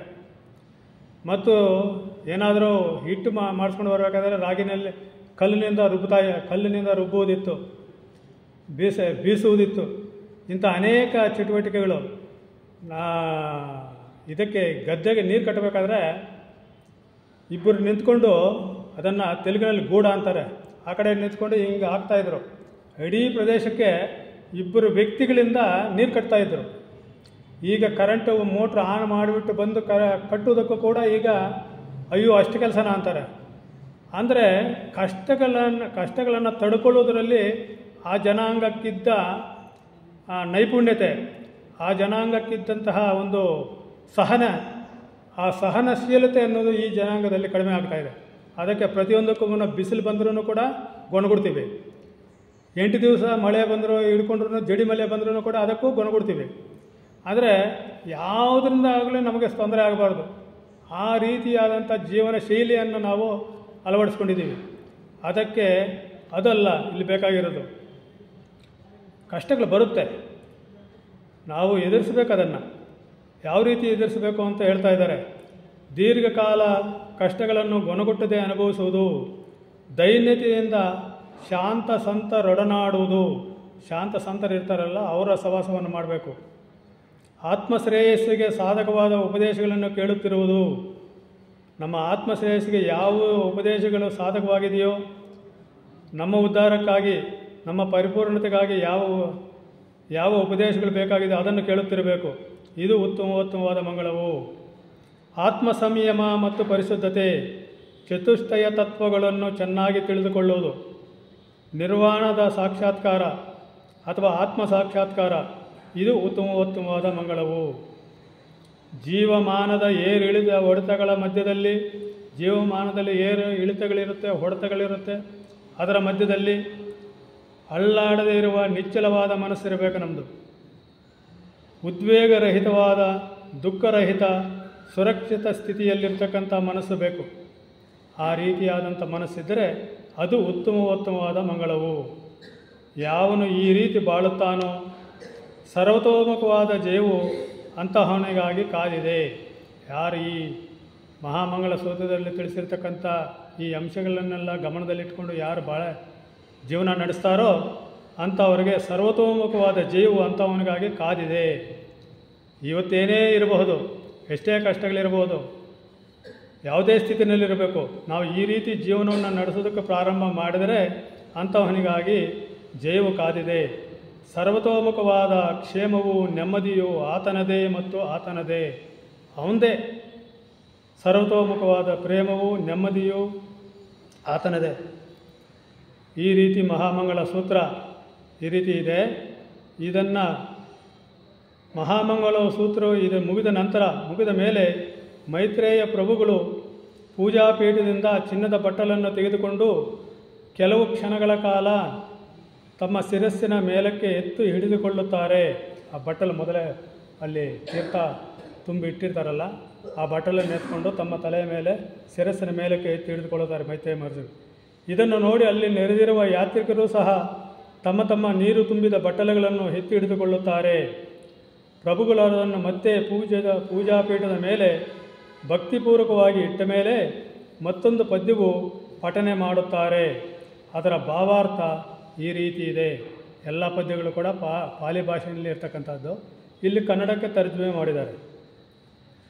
ಅವಾಗ ಏನಂತ, ಈತನೇ ಪ್ರಭು, ಜ್ಞಾನದಲ್ಲಿ ಪರಿಪೂರ್ಣನಾದ ಸಾಧು, 8 ವಿಧವಾದ ಜ್ಞಾನವನ್ನು ಹೊಂದಿ 15 ಪವಿತ್ರ ಶೀಲಗಳನ್ನು ಜಯಪ್ರದವಾಗಿ ಸಾಧಿಸಿರುವ ಮಹಾನುಭಾವ. ಯಾರೋ ಗೌತಮ ಬುದ್ಧರು. ಬುದ್ಧ ದೀಕ್ಷೆಯನ್ನು ಕರಗತ ಮಾಡಿಕೊಂಡು 3 ಲೋಕಗಳಲ್ಲಿ ಪ್ರಜ್ಞಾವತ್ತಾಗಿ ವ್ಯವಹರಿಸುವ ಸಾಮರ್ಥ್ಯವುಳ್ಳವನು. ಯಾರೋ ಗೌತಮ ಬುದ್ಧರು. ಅಸದೃಶವಾದ ದೇವಮಾನವ, ಗುರುವು, ಮಂಗಳ ಸ್ವರೂಪನಾದ ಭಗವಾನ್ ಬುದ್ಧನು. ಈ ಪದ್ಯವು ಮುಗಿದ ಕೂಡಲೇ ಅವರ್ಣನೀಯವಾದ ಪ್ರೇಮ ಭಾವನೆಯು ಭಗವಾನರ ಮುಖದಿಂದ ಹೊರಹೊಮ್ಮುತ್ತದೆ. ಹಾಗೆಯೇ ಭಗವಾನರು ತಮ್ಮ ಬಲತೋಲನ್ನು ಎತ್ತಿ ಆಶೀರ್ವಾದ ಮಾಡುತ್ತಾರೆ ಅಲ್ಲಿರುವ ಜನಸ್ತೋಮದ ಮೇಲೆ. ಆಗ ಅಲ್ಲಿ ನೆರೆದಿದ್ದ ಜನಗಳ ಮೇಲೆ ಹೂಗಳ ಮಳೆ ಸುರಿಯುತ್ತದೆ. ಪುನಃ ಅಲ್ಲಿ ನೆರೆದಿದ್ದ ಸಹೋದರ ಸಮಾಜದ ಸದಸ್ಯರು ಮತ್ತೆ ಸಾಷ್ಟಾಂಗ ನಮಸ್ಕಾರ ಮಾಡಿ ಭಕ್ತಿಪೂರ್ವಕವಾಗಿ ನಮಸ್ಕರಿಸುತ್ತಾರೆ. ಜನಸ್ತೋಮವೂ ಸಹ ಸಾಷ್ಟಾಂಗ ನಮಸ್ಕಾರ ಮಾಡುತ್ತದೆ. ಜನಗಳು ಜಯಘೋಷದ ಮೂಲಕ ತಮ್ಮ ಭಾವನೆಗಳ ಒತ್ತಡವನ್ನು ವ್ಯಕ್ತಪಡಿಸುತ್ತಾರೆ. ಆ ಒಂದು ಸನ್ನಿವೇಶದಲ್ಲಿ ಅಲ್ಲಿ ಹಾಜರಿರತಕ್ಕಂಥ ಜನಗಳಿಗೆ ಆ ಒಂದು ಆಶೀರ್ವಾದದ ಫಲವಾಗಿ ಅಲ್ಲಿ ತಮ್ಮ ಭಾವನೆಗಳನ್ನು ವ್ಯಕ್ತಪಡಿಸೋದಕ್ಕೆ ಯಾವ ರೀತಿ ವ್ಯಕ್ತಪಡಿಸಬೇಕು ಅಂತ ಗೊತ್ತಾಗದಿರ ಜಯಘೋಷಗಳನ್ನು ಕೂಗ್ತಾರೆ. ಕೆಲವರು ಧಾರಾಕಾರವಾಗಿ ಕಣ್ಣೀರು ಸುರಿಸ್ತಾರೆ, ಪ್ರೇಮದ ಕಣ್ಣೀರು ಸುರಿಸ್ತಾರೆ. ಆ ರೀತಿ ತಮ್ಮ ಭಾವನೆಗಳನ್ನು ಒತ್ತಡವನ್ನು ವ್ಯಕ್ತಪಡಿಸುತ್ತಾರೆ. ಸಹೋದರ ಸಮಾಜದ ಸದಸ್ಯರು ತಮ್ಮ ತಮ್ಮ ಅಂತಸ್ತಿನ ಪ್ರಕಾರ ಹತ್ತಿರ ಬಂದರೂ ಮೈತ್ರೇಯ ಪ್ರಭುಗಳ ಕೈಯಲ್ಲಿರುವ ಚಿನ್ನದ ಬಟ್ಟಲಿನಲ್ಲಿರುವ ತೀರ್ಥವನ್ನು ಸ್ವಲ್ಪ ಸ್ವಲ್ಪವಾಗಿ ಸ್ವೀಕರಿಸುತ್ತಾರೆ. ಜನಸ್ತೋಮವೂ ಸಹ ತಮ್ಮ ತಮ್ಮ ಬಟ್ಟಲಿನಿಂದ ಸ್ವಲ್ಪ ಸ್ವಲ್ಪ ತೀರ್ಥವನ್ನು ಕುಡಿದು ಉಳಿದಿದ್ದನ್ನು ತಮ್ಮ ತಮ್ಮ ಮನೆಗಳಿಗೆ ತೆಗೆದುಕೊಂಡು ಹೋಗುತ್ತಾರೆ. ಹಾಗೆ ತೆಗೆದುಕೊಂಡು ಹೋದ ತೀರ್ಥವನ್ನು ಎಲ್ಲ ವಿಧವಾದ ಅವರವ್ರ ನಂಬಿಕೆಗೆ ಅನುಗುಣವಾಗಿ ಉಪಯೋಗಿಸ್ತಾರೆ. ಯಾವ ರೀತಿ ಉಪಯೋಗಿಸ್ತಾರೆ ಅಂದರೆ, ಭೂತ ಪ್ರೇತ ಪಿಶಾಚಿಗಳನ್ನು ಓಡಿಸುವುದಕ್ಕೂ ಕಾಯಿಲೆಗಳನ್ನು ಗುಣಪಡಿಸುವುದಕ್ಕೂ ವಿನಿಯೋಗ ಮಾಡುತ್ತಾರೆ. ಇನ್ನೂ ಅನೇಕ ಜನ ತಮ್ಮ ತಮ್ಮ ಗೃಹಗಳಿಗೆ ತಗೊಂಡೋಗಿ ಅದನ್ನು ತೀರ್ಥ ರೂಪದಲ್ಲಿ ತಮಗೋ ತಮ್ಮ ಮಕ್ಕಳಿಗೋ ತಮ್ಮ ತಂದೆ ತಾಯಿಗಳಿಗೋ ಎಲ್ರಿಗೂ ಕೂಡ ಮತ್ತು ತಮಗೆ ಗೊತ್ತಿರ್ತಕ್ಕಂಥ ಬಂಧು ಬದಗನೆ ಎಲ್ಲರಿಗೂ ಕೂಡ ಹಂಚತಕ್ಕಂಥ ಒಂದು ಸಂಪ್ರದಾಯ ಇದೆ. ಅನಂತರ ಆ ಜನರ ಸಾಂದ್ರವಾದ ದೊಡ್ಡ ಗುಂಪು ಪರಸ್ಪರ ಶುಭಾಶಯಗಳೊಂದಿಗೆ ಬೀಳ್ಕೊಟ್ಟು ಚೆದರಿ ಹೋಗುತ್ತದೆ. ಪ್ರತಿಯೊಬ್ಬನೂ ತನ್ನ ತನ್ನ ದೂರ ಪ್ರದೇಶಕ್ಕೆ ಹಿಂತಿರುಗದರೂ ಕೂಡ ಆ ದಿವ್ಯ ಮತ್ತು ಅದ್ಭುತವಾದ ಸಂಸ್ಕಾರ ಕಾರ್ಯವು ಅವರ ನೆನಪಿನಲ್ಲಿ ಅಚ್ಚಳಿಯದೆ ಉಳಿದಿರುತ್ತದೆ. ಮತ್ತು ಇನ್ನೊಂದು ವರ್ಷದವರೆಗೂ ಕೂಡ ಆ ಸವಿ ನೆನಪುಗಳನ್ನು ಪ್ರತಿಯೊಬ್ಬರೂ ಕೂಡ ತಮ್ಮ ಮನಸ್ಸಿನಲ್ಲಿ ಇಟ್ಕೊಂಡು ತಮ್ಮ ತಮ್ಮ ಊರುಗಳಿಗೆ ಭಕ್ತಿಪೂರ್ವಕವಾಗಿ ಮತ್ತು ಆನಂದಭರಿತರಾಗಿ ತಮ್ಮ ತಮ್ಮ ಸ್ವಸ್ಥಾನಗಳಿಗೆ ತೆರಳುತ್ತಾರೆ. ಇದು ಆ ಹಿಮಾಲಯ ಪರ್ವತಗಳಲ್ಲಿ ಈ ದಿನ ರಾತ್ರಿ 10:26 ನಡೀತಕ್ಕಂಥ ಒಂದು ವಿಶೇಷ ಕಾರ್ಯಕ್ರಮದ ಒಂದು ಪಕ್ಷಿ ನೋಟ. ಇನ್ನು ಪ್ರತಿಯೊಂದು ವರ್ಷವೂ ಕೂಡ ವೈವಿಧ್ಯಮಯವಾಗಿರುತ್ತದೆ ಮತ್ತು ಸಂದೇಶಗಳು ಅದೇ ಸಂದೇಶ ಆದರೂ ಕೂಡ ನಿತ್ಯ ನೂತನವಾಗಿ ಕೊಡ್ತಕ್ಕಂಥ ಸಂದೇಶ ನಿತ್ಯ ನೂತನವಾಗಿರುತ್ತೆ. ಮತ್ತು ಆ ಕಾಲಘಟ್ಟಕ್ಕೆ ಆಯಾ ಕಾಲಮಾನಕ್ಕೆ ತಕ್ಕಂಗೆ ಇರತಕ್ಕಂಥ ಉಪದೇಶಗಳು ಅಲ್ಲಿಂದ ಬರುತ್ತೆ. ಅವೆಲ್ಲವೂ ಕೂಡ ನಡೆಸ್ತಕ್ಕಂಥವರು ಅಲ್ಲಿ ನಡೆದಿರ್ತಕ್ಕಂಥ ಶ್ವೇತೇಶ್ವರ ಸಂಘದ ಸದಸ್ಯರು ಮತ್ತು ಅದರ ನಾಯಕರು. ಈ ರೀತಿಯಾದಂತಹ ಒಂದು ಭಗವಾನ್ ಬುದ್ಧರ ಆಶೀರ್ವಾದ ಶಕ್ತಿ ನಮಗೂ ಕೂಡ ಬರಲಿ ಮತ್ತು ಈ ಪ್ರಪಂಚಕ್ಕೆ ಹರಿಯಲಿ ಅಂತ ನಾನು ನನ್ನ ಮನಸ್ಸಾರ ಹೃದಯಪೂರ್ವಕವಾಗಿ ಭಗವಾನ್ ಬುದ್ಧರಲ್ಲಿ ಬೇಡಿಕೊಳ್ಳುತ್ತಾ ತಮಗೆಲ್ಲರಿಗೂ ವಂದಿಸುತ್ತಾ ನನ್ನ ಮಾತುಗಳನ್ನು ಮುಗಿಸ್ತಾ ಇದ್ದೀನಿ.